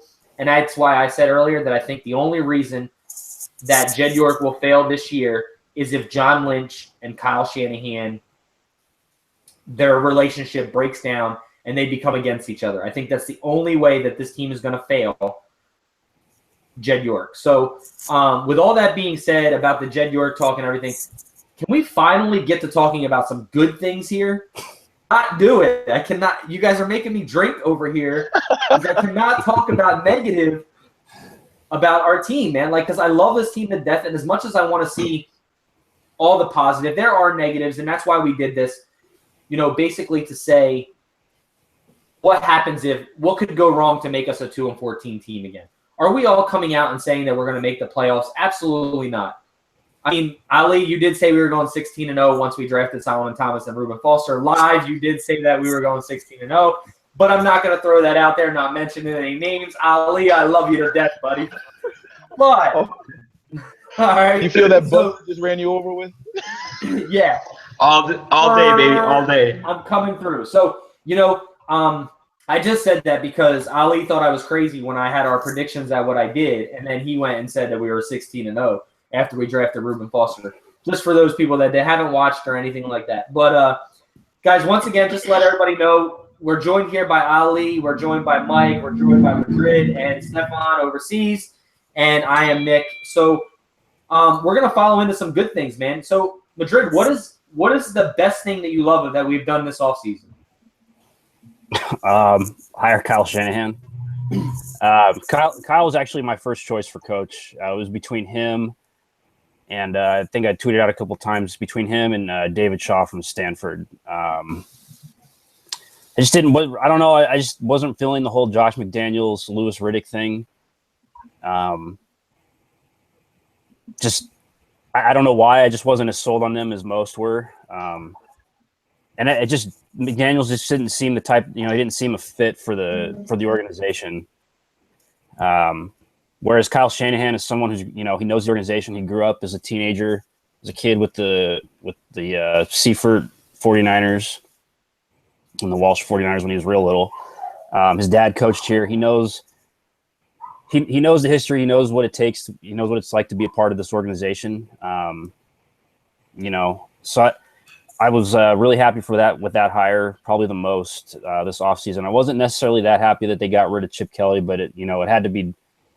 If it had to be done, it had to be done then, and not 2 years from now, and they were just would probably win 5 or 6 more games with that terrible roster. Right. So hiring Shanahan, and then I was really happy with the draft, probably more so than I have been in recent years. Just they picked a couple guys that I had been scoping out last year that I knew that wouldn't be ready till this year anyways, but. Just the fact that they got Reuben Foster and Solomon Thomas in the first round was just completely mind blowing. I just didn't think that was possible. I didn't, as soon as Reuben Foster started to fall, I was wondering if hey, maybe we might try to get him. I wonder if that'd be a possibility. And then it happened. So you got to applaud, what they've done so far in the draft. Another guy in the draft I really liked was Trent Taylor. He's someone that really stood out. Last year, after I was watching Jeff Driscoll's film and just shaking my head at every acrobatic catch that these guys were making for him. So I was really stunned when they took him. I was really happy about that. I mean, there's just so many things to be thankful for and happy for that they did. But we just, I would caution everyone to just be skeptical and just kind of take a wait and see approach of what happens this season and next season. But as far as a lot of the moves they make, I don't know how you can just not be happy with any of that unless you had a player that maybe you really like that they cut, prior to the draft or whatever. But they haven't given us a reason to say, wow, that's really a terrible way of doing business. So again, it's wait and see, but so far, everything's hopefully looking up. Yeah, absolutely, man. And, I agree with everything that you were saying there. We do have to temper our expectations, I don't think that anybody believes we're honestly going 16-0, but we do believe that this team is on the right path and getting things right. All right, go ahead, Ali. I see you. I said maybe. No. I'm just kidding. I'm just kidding. But I say that honestly, the only way we go 2-14 is if we had injuries. This isn't a 2-14 team. On paper, it's not a 2-14 team. The only way we go 2-14 is if we have injuries. If Hyde's injured, if we get beat up on the O-line, if Buckner and Armstead are both out again, if Bowman's not back to 100%, that's the only way that we go 2-14. This is not a 2-14 team. Right now, I'm not going to say what we are because I'm not going to get into that right now, but I'm not going to say what I think what our record's going to be, but we're not a 2-14 team. But would you have guessed That's a 2-14 team coming from Say a that again? 5-11 team. I said, would you have guessed that last year's team was a 2-14 team coming from the 5-11 season?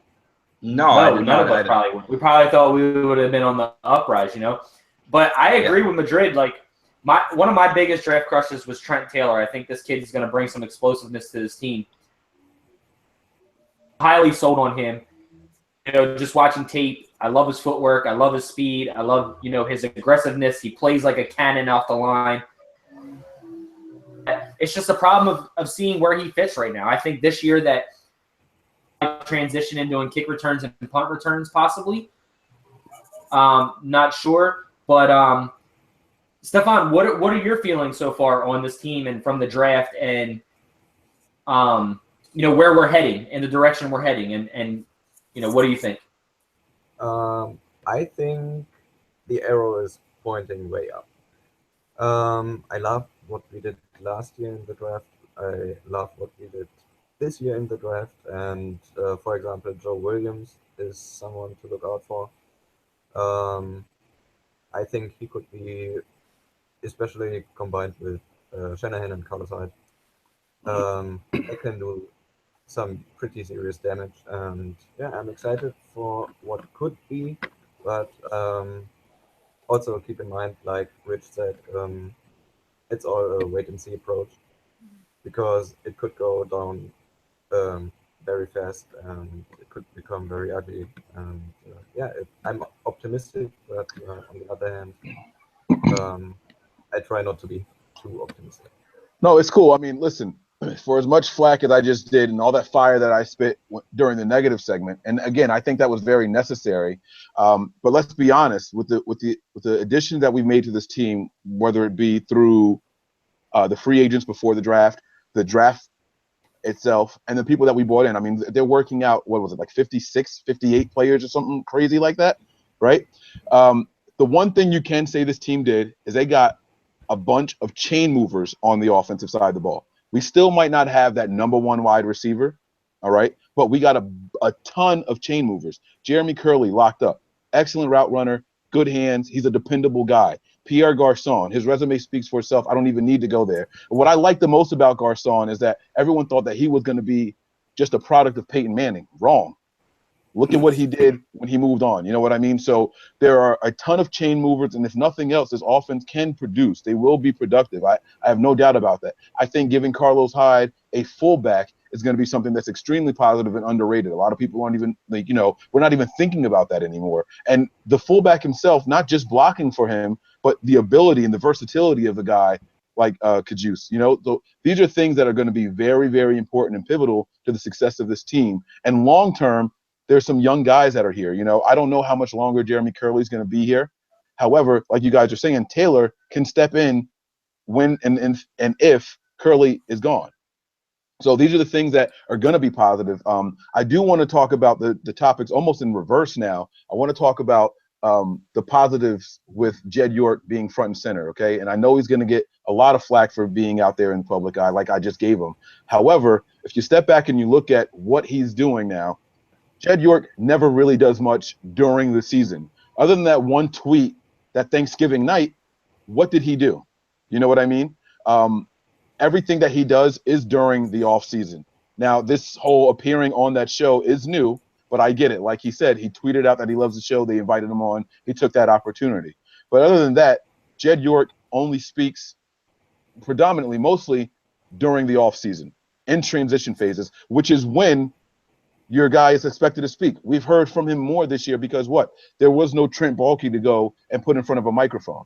He was by himself. He didn't have a GM there. He didn't have a head coach there. He had no choice but to be front and center and go ahead and address these issues head on. That's what he's been doing. And no one has owned up to their mistakes. I've never seen an owner flat out take onus for the mistakes that he's made like Jed York has. You'll never hear Jerry Jones saying, oh, that was a mistake, or I shouldn't have done that. He's going to say, well, this guy didn't perform the way I wanted him to. Jed York flat out said, it was wrong. I shouldn't have done those things. Or, I thought this guy was the one, and he clearly wasn't.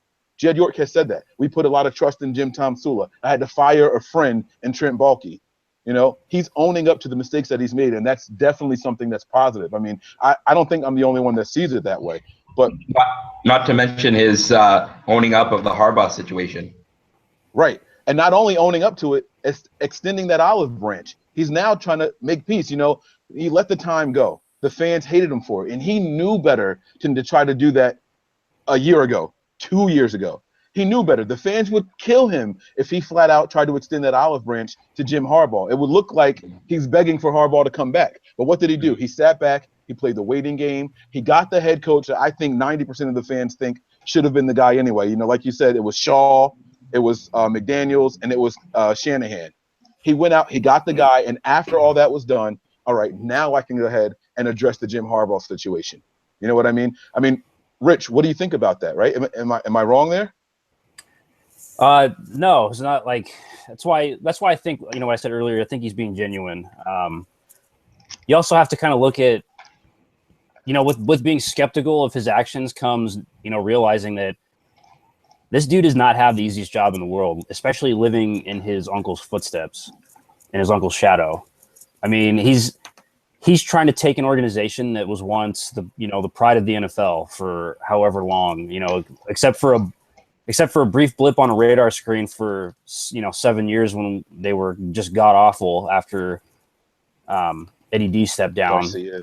Yeah. You know, after Garcia and everyone, it looked like when they hired Harbaugh that things were just going to be back to the way they were, and they were just going to completely dominate everybody again. I still think they would have after that 8-8 season. They were just hit by a lot of injuries that year. Mm-hmm. But, you know, he's living in that shadow. He's only about 3 or 4. He's only about 3 years older than me. I'm in my early to mid 30s. And he's right there ahead of me by about 2 or 3 years. So he's still young. He's one of the youngest owners in the NFL. And he's living in that shadow of the new stadium, the dynasty, the old dynasty with what it was. He's got all these ex-players that work for the media, you know, Steve Young, Steve Mariucci, you know, and they've even saw it comment from Joe Montana and a bunch of other former players that they see this, you know, they live in the Bay Area. They see what's going on with this team and they look at who's running it. And it's just, for him at a certain level, it's got to be embarrassing sometimes with what went on the last 2 years. I mean, yeah, he's rich. Yeah, he's, you know, he does what he does. He did what he did with Harbaugh, but he's still human. He still hopefully he realizes he made mistakes. And I think it bothers him. I think it's really bothered him the last couple of years, the way things turned out, even though he was, you know, primarily the reason for the way things are the way they are. So yeah, in that one sense, it is good to see him step up and put himself out there and say, yeah, I was wrong. Yeah, I want to bury the hatchet with Harbaugh. Yeah, you know, that, I'm sorry for, you know, doing this or that to the fans. But it's going to take some time for fans to get over that. For the, you know, there's not a day goes by that I don't see, you know, someone tweeting about Jim Harbaugh. Like, you know, I still tweet about him sometimes. You know, I love the guy as a coach. I think he's a great coach. I wish we wouldn't have got rid of him. But one thing that'll help me get over that is if the team does well this year, and we know that Kyle Shanahan is going to be that guy for the next 10 years. He very well could be. So, you know, it's just all back to the wait and see. But you got to give the guy some credit on some level for what he's done and, you know, how he's remedied the situation. He went out and got the best available, probably the best available coaching prospect in the last 5 years. Absolutely. Absolutely. I think, you know, some of these other coaches they got hired, I'm kind of glad they stayed away from them. They kind of played the game with McVay. I just was hoping to God they weren't going to hire Tom Cable.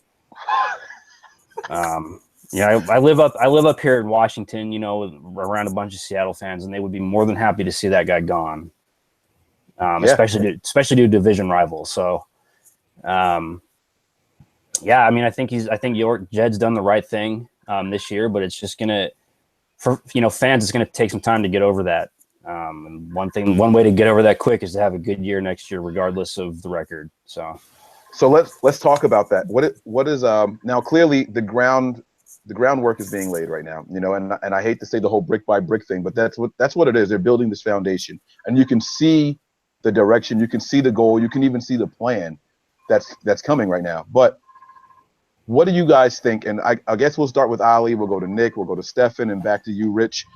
You guys tell me, to see a turnaround, to see positive from this team this year. You can give me a number for wins or whatever it is, but I want you guys to tell me what it means to be improving this year. What is it going to take? So, like Rich just said, one way to make me get over it is to see this team doing well again, doing good. No one expects us to win a Super Bowl this year, so I know that's not what you guys are talking about. So, Ali, we'll start with you. What do you consider a successful season for the 49ers this year? Stopping the other team's run game. No, it was embarrassing at points last year. You know what I mean? Like, that's not even funny.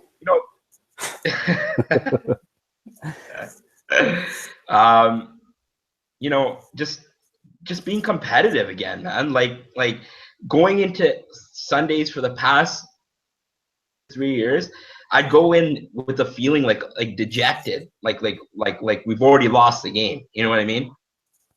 And it's gonna for us to improve. I think just like going into Sundays now, just being able to, be competitive. Having other teams scheme and game plan for us. Having other teams like saying, "Oh, you got the Niners on the schedule. It's a bye week. It's a win." No. You got to come in here and earn it. If you come into Levi's, you got to come in here and earn it. The Niners are coming on the road. We're going to be a tough competition. This isn't a bye week, man. This is a game you got to get up for. You got to practice all week for, and you got to prepare for us. So that's will be a competitive season, and also having a little bit of direction from Shanahan, and just seeing how he is as a head coach, because we've seen him as an offensive coordinator now. So seeing how he is as a head coach, how he deals with the defense in particular, because the offense is fine, but we know what that. But seeing how he deals with the defense and how he manages both sides of the ball and special teams as well. So that's what I would think would be a successful season for us. And I'm not going to give you a record prediction, but that's what I'd be for me. What about you, Stefan? I think you said it perfectly. I think it's more like the expectations for this year are the same we had last year going into last season. After 2015, after Chip Kelly came, we thought, let's get competitive again. After those Arizona games, for example, or Pittsburgh games, where we were blown out completely and didn't stand a chance against Seattle. And I think really being a competitor again, at least competing for the games, and doing so for all 4 quarters would be a huge improvement, because last year we started hot mostly and then flamed out like nothing. And it was just painful to watch, and I hope we are competitive for all the 60 minutes of the game, and could hang in some games and hopefully win maybe 5 to 8 games. See, I was going to touch on that, Stefan, was, not only one, do we need to stop the run game, but 2, we need to be a better second half team. Because we played well in the first half last year, and we're like, whoa, where did this come from? Like, holy shit, we're up 21-0 or 14-0. And then the second half, it's like, damn, all right, now back to the 49ers that we know. So, I think the run game and being able to stop the run game is going to be number 1 priority, obviously, because we couldn't stop a snail last year. And that's being quite honest. But second half adjustments, and I'm just looking forward to being able to adjust to schemes and transition into the second half better than what we did last year.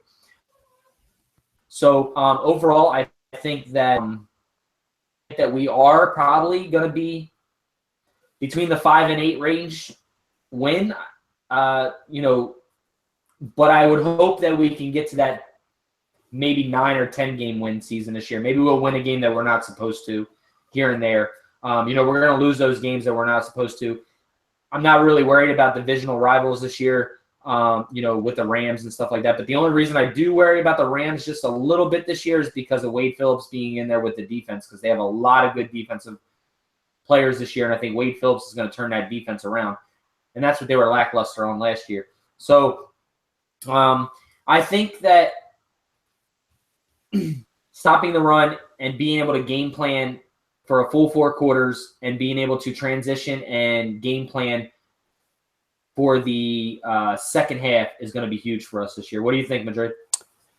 If you want to know how Wade Phillips is going to play Kyle Shanahan, go watch the Raiders-Broncos game or the Falcons-Broncos game from last season. I think it's like week 5 or 6. Falcons won that game. But so one of the things, you know, after 2014, you go back to 2015 and 16. And in 2015, the team was 4-2 in games that were, you know, by 1 score or less. And then in 2016, they were 1-5. So where you're looking at a difference each game, each of those games, you know, 2 or 3 plays make the difference. So last season, if they win all 6 of those close games, are we even talking about Kyle Shanahan today? Are they giving Chip Kelly another chance? So this team, I think offensively is going to be a little bit better than we think. They need those guys that are going to help them get over that hump and get, you know, be the difference, be those 2 or 3 play difference makers to get those close wins, because that's what's really going to separate. You know, that's what separates the good teams from the bad every year. The good teams win the games they're supposed to win. The bad teams lose the games they're supposed to lose. In the last 2 years, we've been that teams that the team that has lost those games that, you know, we were supposed to lose. So I don't know. I look for them to do a little bit better on offense. I'm just real, you know, skeptical of the defense and a new scheme. Well, it's both new schemes on both sides of the ball, so we'll see. But one thing that I didn't like about Chip Kelly's teams were, you mentioned the second half, just seemed like they fell apart in the second half. I think a lot of that had to do with the lack of evolution of Chip's offense. 100% of his plays are out of shotgun. 100% have 1 back and, you know, 4 wide receivers or 2 backs. You know, everything is spread. As much as I love the spread offense, for the type of players they had, there's no variety. There's not a lot they could do with the skill set of the players they had. So there wasn't a lot of evolution of his offense. There were certain things that he did in the run game that were different than he did in Philadelphia. And that you could kind of see that early on in some of the success they had against the Rams. And running the ball all season actually was decent for them. But you're going to see a lot of different formations in Shanahan's playbook. You're going to see a lot of different plays. You're going to see anywhere from a 1 wide receiver set to a 5 wide receiver set, and you're going to see 2 running backs out in the slot for those receiver sets, and those 5 wide. So he's going to open it up as the weeks go on during the season. It's really going to add a lot of variety. It's really going to help them game plan for certain teams.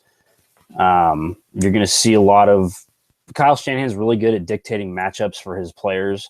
So like with those running back, I detailed this in a piece. I think it was over at NinerNoise.com. I've written like 5 or 6 scheme articles on his offense at 49ers Web Zone and Niner Noise, so you can see him over there. But one of the things he'll do is he'll move. We could see Williams. Williams isn't really receiving back, but DeJuan Harris could be out there wide with Carlos Hyde as receiving backs on any given play. And the team's going to put a linebacker out on those guys. Well, that's game over. If you watch the Falcons-Raiders game, there's a couple plays where they line up a couple of the running backs out wide, and they run what's called 4 verticals with 5 receivers. So that 5th receiver, the running back, is actually running basically like a 3-yard slant or a 3-yard, in route.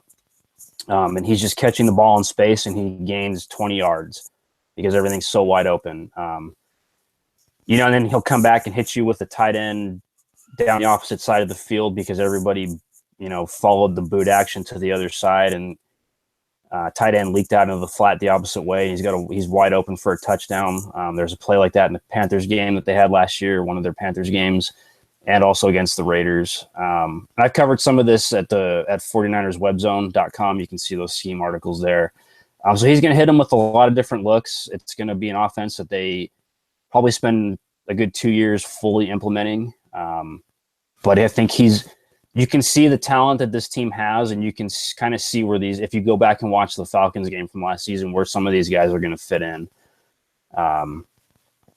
So it's going to be really interesting to see what they do with a lot of these wide receivers and running backs. That's actually what I'm looking most forward to, aside from how the defense is going to put it all together. So, yeah, so I totally agree with everything you said there, and I think that the mismatch is going to be, and I was saying that earlier in the pod that Kyle Shanahan knows how to make these mismatches happen. The way that he changes people being pressed against and stuff like that. But you said one thing that stood out to me was difference makers and class or free agency. Just give me one guy. I want to hear what each one of you guys have about who you think can be a difference maker out of the ball that we've acquired either free agency or through the draft this year. So, you know, let's go with Stefan first, and let's just see what you think, or who you think number one difference maker can make on the offensive side of the ball this year. I go with Carlos Hyde again. I still like him. I wrote an article about him for 49ers Hyde. I think he's a really good back, and Shannon can do some pretty serious damage with him. And I hope he has a bit more luck staying healthy. He had problems when players dove at his knees, or he got his knee twisted. And he always seemed to have bad luck. And I hope he stays healthy for all 16 games, and I think he can easily get to 1,500 scrimmage yards. Okay. Madrid, what do you think? Who do you think your difference maker on the offense can be this year? I think it's going to be Pierre Garçon. I love that addition. It's just, I watched what he did in Washington. I watched some of their film after the season ended, and the amount of times he gets open downfield with Deshaun Jackson in a similar offense, it's just remarkable how much those guys are wide open and how fast he is. I think finally having a reliable, dependable receiver is going to make that much of a difference for them. Whether Hoyer can push the ball downfield like that on a consistent basis, I don't know, remains to be seen. But if he's going to be utilized the right way, he knows the offense already because Shanahan was his coach a while ago. He's going to be able to teach that scheme to the players when Shanahan can't.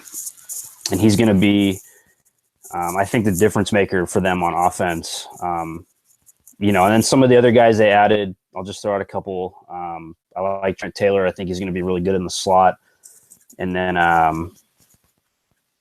as far as offense, I think probably DeJuan Harris is going to see a good significant amount of time. And also, I'm going to butcher his name, but Juszczyk, I don't know, the fullback. Juszczyk. Yeah, I always butcher his name, but he's another guy that's really good in space. He was a decent run blocker. And when he was utilized in the passing game, which wasn't much, it seemed like he was always breaking it for, kind of a big run. So we'll see. But there's more guys that have the potential on the roster this year to be a difference maker somewhere than they've had in the last 2 years. So right. We'll see. So far, Stefan said Carlos Hyde. Madrid said Pierre Garçon really loves that addition, as well as Juszczyk and Trent Taylor.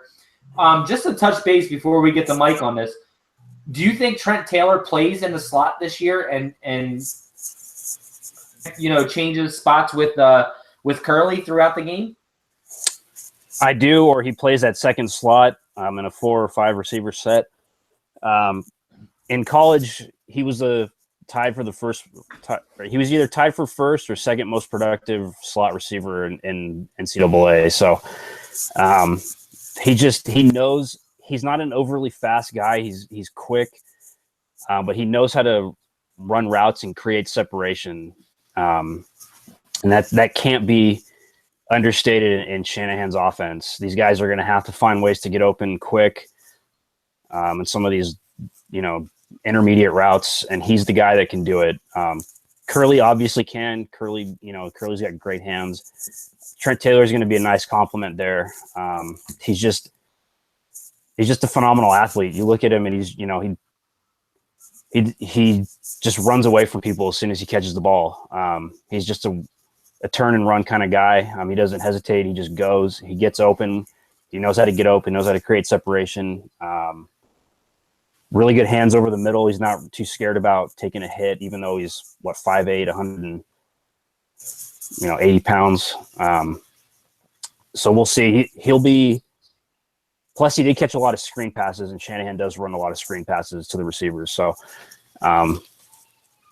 it's interesting to see what these guys did in college and where they fit, kind of with that same within that scheme and with that same skill set in Shanahan's offense. So yeah, I definitely think he's going to be someone to watch for, if not be at least somewhat of a difference maker. Right. Yeah, I love that fact too, that he is so explosive off the line. He comes out of the line like a cannon, and like you said, he catches the ball and he goes. So I really love that about him. He is definitely one of my draft crushes. But Mike, who's your difference maker, Mike? So this is a really good question, and I'm going to use the term difference maker a little different than how you guys are, because I step back and I look at the additions that we made to this team through free agency, through the draft and all. But I'm going to focus on just free agency for a moment. The difference makers are going to be the guys that they have in each one of these rooms. The wide receiver room, with Pierre Garçon being able to teach the system to the guys when Shanahan has to leave. So with Shanahan being a head coach now and not just an offensive coordinator, he can't spend as much time educating. But that's what they went out and did. You look at Logan Paulson. I don't expect much from him as far as production this year. However, he can get these tight ends where they're supposed to be, teach these guys the methods that they need to. So then we'll get more production from the likes of a Kittle, when he finally gets to line up. You know what I mean? He's going to be able to teach Vance McDonald the things that he needs to do if by chance Vance is still on this team. You know what I mean? But those are the things that are going to make a huge difference going forward. You know what I mean? And so they did that throughout the offensive side of the ball. They went out and got guys with familiarity. Not only are we talking about, Pierre Garçon with his familiarity, but we also have Aldrick Robinson, who knows some of the newer wrinkles, some of the nuances that he's installed just last year when he was over there with Atlanta. So we're going to be able to see these guys making a difference as far as the education and teaching the system. So the learning curve, it's still going to be a learning curve, but it's not as drastic because you have these guys in there and they know what they're supposed to be doing. And the same thing goes even for Brian Hoyer. I know he's not going to be a fan favorite for a quarterback, but you can't deny that Brian Hoyer's intelligence and his familiarity with the system is going to play a huge part in the development of, even if it's a CJ Beathard or even if we get someone else later on down the line. But that room, the quarterback room, that tight end room, that wide receiver room, these guys are going to have someone in there that can say, no, you're doing this wrong. And people take things differently from their peers versus their supervisors. You know what I mean? So if my coworker for my job, if he's telling me, oh, you need to do X, Y, and Z, all right, cool. If my supervisor says it, I have no problem with thinking you're not out there. You know what I mean? You're not the one that's doing this. You don't know what you're talking about. Or it's good in theory, but this is how it is when we're really out there in the streets and we're doing our jobs. So getting it from your peers, that represents a complete different level of understanding and acceptance to the tutelage. You get what I'm saying? So those are going to be key difference makers, in my opinion, going forward. So I know you said you wanted to get to Ali next. So Ali, I mean, what do you think, man? Who are going to be some of your difference makers going forward? Well, from from the free agency, one of my guys is Kyle Juszczyk. I think this guy is going to open up so many different things with the running backs, and he's so versatile. Like and I think that Shanahan will scheme him and use him properly. So I'm really excited to see this offense with a fullback again. Like I hated that in Chip Kelly's system. I hated that they didn't use the fullback. It bothered me. Like I'm like, dude, if Carlos Hyde had someone opening up some holes for him, this guy could break off a couple long runs per game, man. So I'm really excited and think that he could be Juszczyk can be a huge difference maker for us. And in regards to the draft, I think someone like a George Kittle. I think George Kittle, Mike, you mentioned this in the last podcast, and you were bang on with this. Is he reminds me off of his college tape? He reminds me a lot of Greg Olsen, and he just has those similar traits. And I think that if he can harness that, he will be best utilized for a role like that. So I'm excited to definitely see him, those two players, and I think that they can be huge difference makers for us. Yeah, and so something else that people aren't realizing, and if you take out Goodwin, the wide receivers that they brought in, these guys are very skilled route runners. Even down to Jeremy Curley, you look at these guys, that's where they're going to win. Their route tree and their ability to run those routes to the optimal, like the best way that they can. This is something that is going to be very, very crucial to the success of this team. We talked about so much here. I just want to give a quick recap and like what it's going to take to improve this team. The defensive side playing up to their potential. You know what I mean? It's a dangerous word, but the defense has to stop the run, like you guys were saying earlier on. Okay, we have to. I think. I'm not even gonna say I think. I know for a fact this defense won't be as bad. As far as the run defense, I mean, this defense won't be as bad. It's not physically possible to be that bad 2 years in a row. Like it was pathetic. Anemic is a compliment in comparison to what exactly we did. Then you want to have a head coach like Kyle Shanahan who plays the guys, because he will design plays and have a specific guy or a combination of guys in mind for that play. So he's going to utilize these guys and maximize their potential. And again, potential is a very dangerous word when you're talking about football players and all that, especially coming out of college. But he has a clear plan for each one of these guys. You can't tell me that he brought in Aldrick Robinson just for no reason. You know what I mean? You can't tell me that he went out and got a Pierre Garçon just randomly because he liked the guy or the familiarity. He knows what these guys do well, and he's not going to ask them to do something that's outside of their norm. You look at how Torrey Smith was utilized last year. Torrey Smith, he's a deep guy. He's a deep threat. That's all he is, right? And he's got iffy hands. But what good is a deep threat if there's no threat there at all? You have him running these routes just for the hell of it. You know what I mean? When he's running these routes, yeah, all right, fine. He might even get some separation, but you had gun-shy quarterbacks or guys who didn't have time to throw the ball to these guys. You get what I'm saying? Especially when Gabbert was in there. Gabbert wasn't pulling the trigger on these plays. So that you had a deep threat, but you didn't utilize the deep threat. They didn't care to double him or put a safety over top because they knew that there's not likely a deep play to happen. So when we get these guys in here now, it's going to be a complete difference. And that's something that you've got to keep in mind, that we're not just going to be out there running plays with random people just for the sake of doing it. You have no business having Torrey Smith running a 4-yard route and then looking for the ball. He's not that kind of guy. I'm sorry. That's just not who he is. So we're going to have a lot better schemes. We're going to have people playing the way they should naturally. I think the Goodwin signing is going to be something that I'm going to keep my eyes on, because I think that you need someone like him to threaten the defense off the play action. You know what I mean? So if he can be healthy, I think that's where we're going to benefit from something like that. And it all goes back to, because we're talking offense right now, it all goes back to route running, the skill in the route running. I can't wait to see it utilized properly. And that's what Kyle Shanahan does, probably better than any other offensive coordinator in the NFL right now. I mean, Nick, you tell me, am I off here? Rich, what do you guys think about that? Yeah, you kind of cut out there at the end. What were you saying about his running game? No, I was saying about the route running in general. These guys are going to be put in the best position to run these routes that the individual is designed for. Yeah, they really are. And again, you have to look at some of the things I wrote and diagram from his playbook. But all the route combinations feed off one another. So if one guy, certain routes are designed to take certain guys out of the position on the defense, or they're designed to put guys in conflict.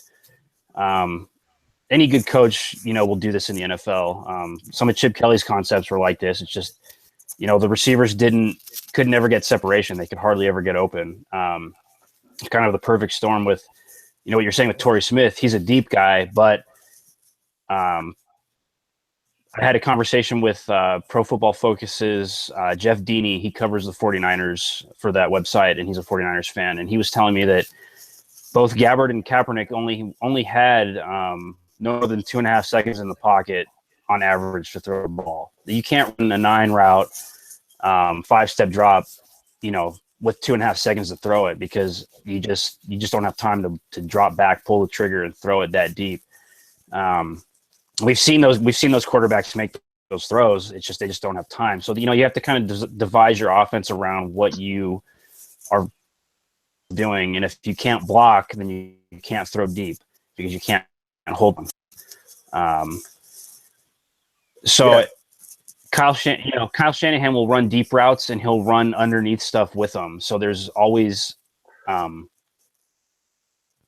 someone that should theoretically be open or be able to catch the ball if need be. You can kind of tell where the ball is supposed to go first by the amount of steps the quarterback takes and where what routes are being run. So if it's a deep route and the quarterback takes a 5-step drop, it's likely his first read. We just don't know for sure because it's, we don't have their playbook, but and you can kind of see the quarterback work the progressions from there when they hitch up in the pocket and then they reset their feet and look for another route for the third route. But, watching Kaepernick's film last year and Gabbert, you just don't see that kind of time. They just don't have to do it. And Kaepernick did take a significant step forward with that stuff.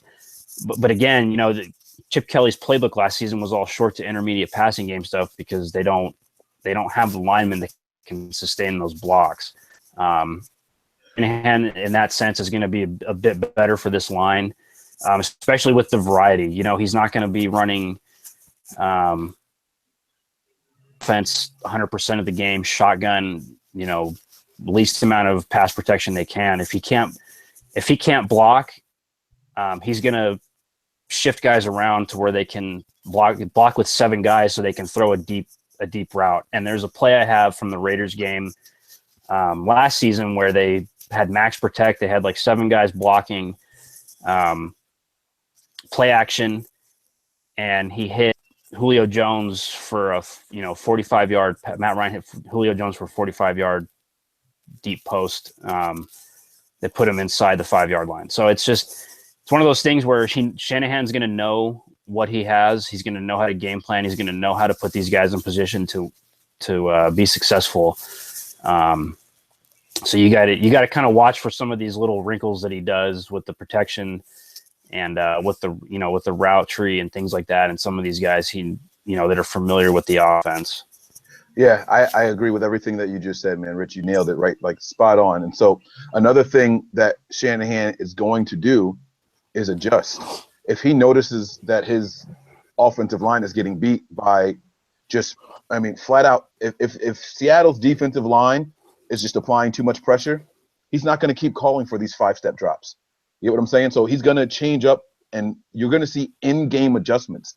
And that's something that I feel like 49er fans didn't see a lot of over these last couple of seasons, especially last year. It was like, this isn't going to work. Do something different. And I just felt like it was the same thing week in and week out, and you see us getting beat on the offensive line. All right, so then you can't call these plays anymore. Shanahan's not afraid to sit back and say, all right, like these guys are getting beat. They're going to continue to get beat this game. What can we do to counter that move? And I don't think he's afraid to do that. And that's why guys like Curley, like Garcon, like Taylor are going to be pivotal. You know, and like I said before, these are all chain movers. These guys are going to run their routes. They're going to run them precisely. And he's going to be able to utilize those guys. You know, that's what I'm looking forward to probably the most. That's where we're going to see the biggest improvement with this team, I think, this year on the offensive side of the ball. Do you think that since we didn't really make any upgrades at the offensive line, that's going to hurt us? Well, it's going to be a different blocking scheme, I'm hoping. You know, so it's not going to be the same. It's going to be a zone type blocking scheme, but we know they can block zone. Sorry to cut you off, Nick. We know they can block zone. No, you're good. My hang up on the offensive line is Trent Brown, to be quite honest. He's not someone that's going to be able to. I'm surprised. I'd be surprised if he played this year and they let him go next year, or possibly even let him go this year. He's been kind of under the radar right now. We haven't really heard a lot about him, but he's not a zone tackle. He struggles getting up to the second level. He struggled a lot when they ran outside zone last season. And you know, in the zone, especially in the outside zone, the tackle's going to frequently have to get up to that second level to block an outside backer or a safety or somebody that's coming down the alley that threatens that run. So, and he's not someone that thrives in that type of in space type of blocking scheme. He's someone that's, I can block the guy to the left or right of me. I can block down. I can run some guy out of the play at the first level, but at getting to the second level, he just can't do it. And he even in pass protection, he wasn't really the greatest last season. So it's going to be interesting to see how they remedy this with some of the protections. I would expect to see a lot of 6-man and max protect situations next, especially early on with the schedule they have. Yeah, I mean, going up against the Panthers in Seattle, that's going to be pivotal right there. You're absolutely right, Rich. Absolutely right.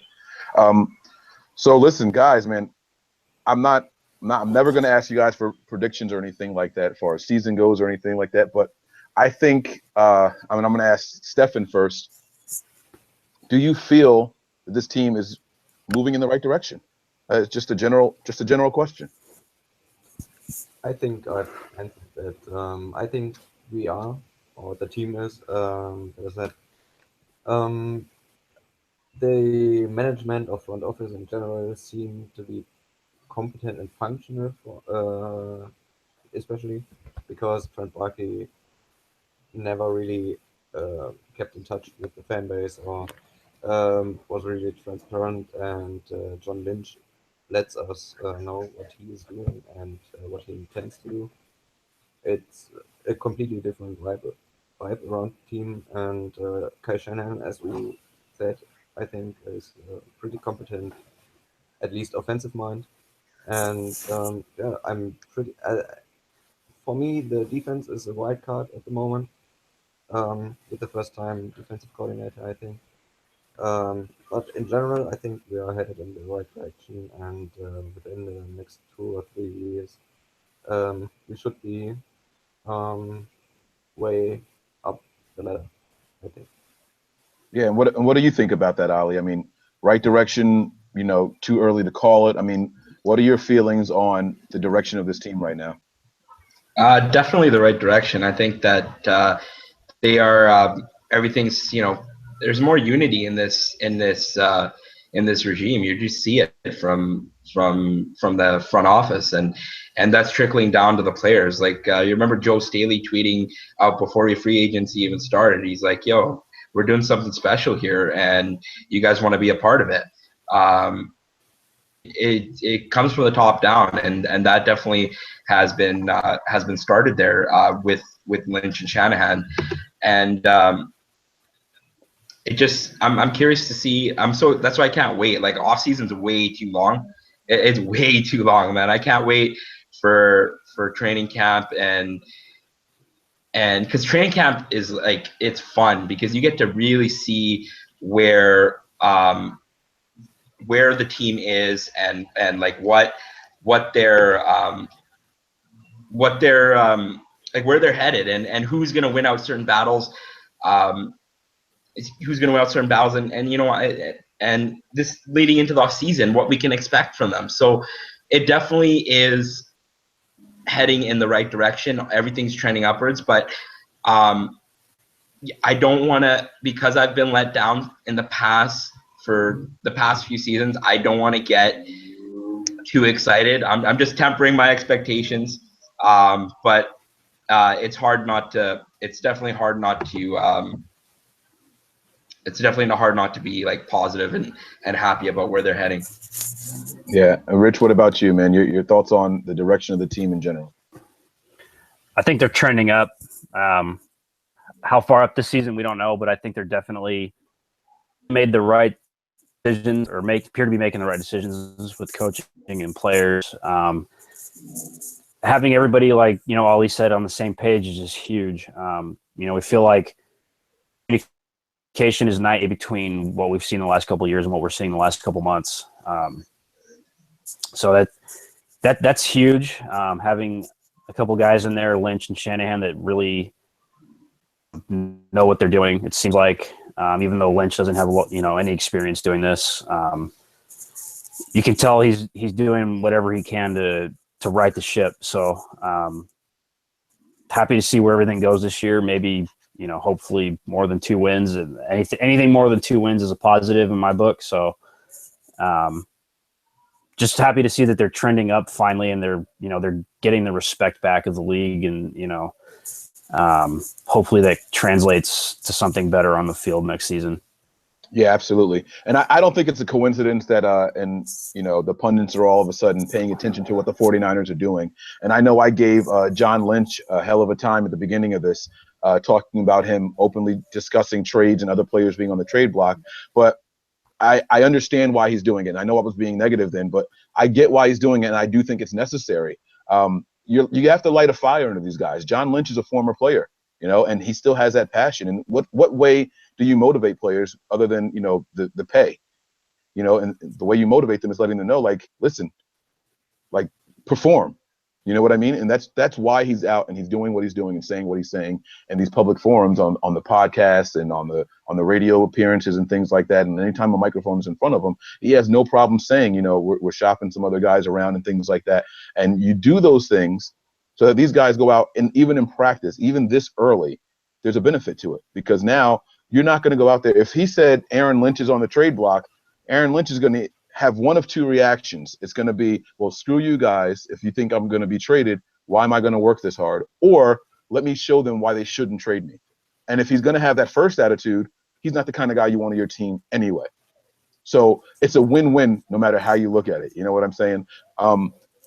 So I do think that this team is trending in the right direction, definitely. And it's not going to be a matter of wins and losses. It's going to be about the one word that you guys all said, and that's competitiveness. Everyone was talking about us being competitive.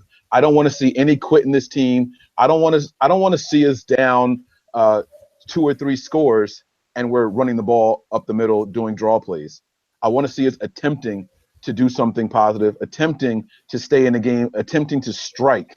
Those are the kind of things that I'm going to be looking for, and that's going to be something that's going to be pivotal to the success of this team and to the mentality of the players. I can't tell you how many times last year I just saw the team quitting. They just flat out gave up. The defense was beat. They knew that the offense wasn't going to come out and give them anything. So the defense was like, screw this. And they quit on them. You saw lack of effort all across the board from everybody.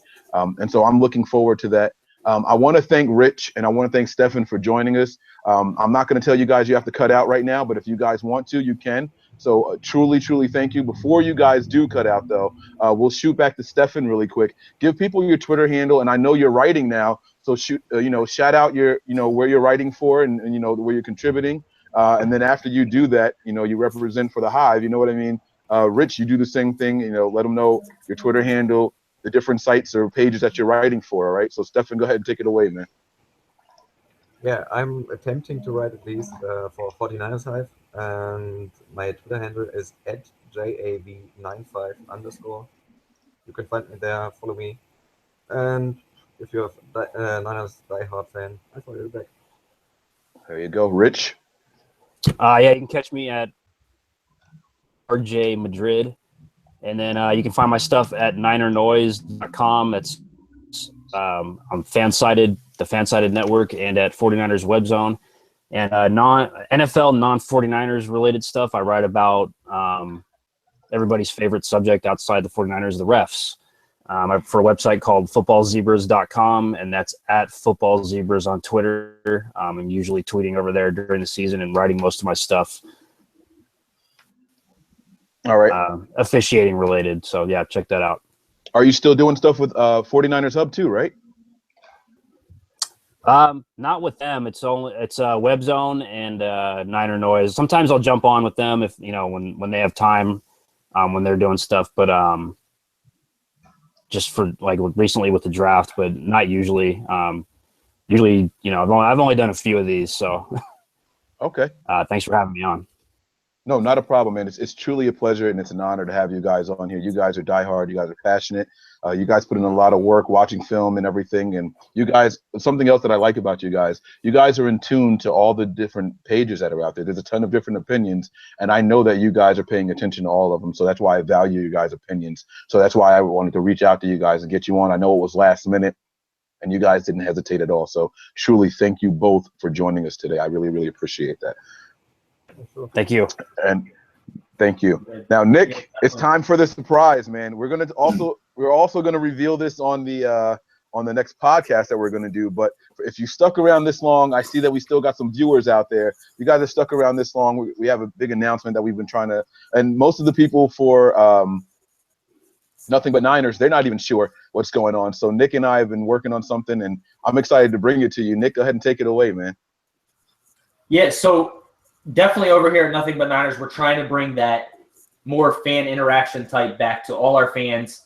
It's not just that boring pod. We're going to be doing live videos like we're doing now with bringing fans on.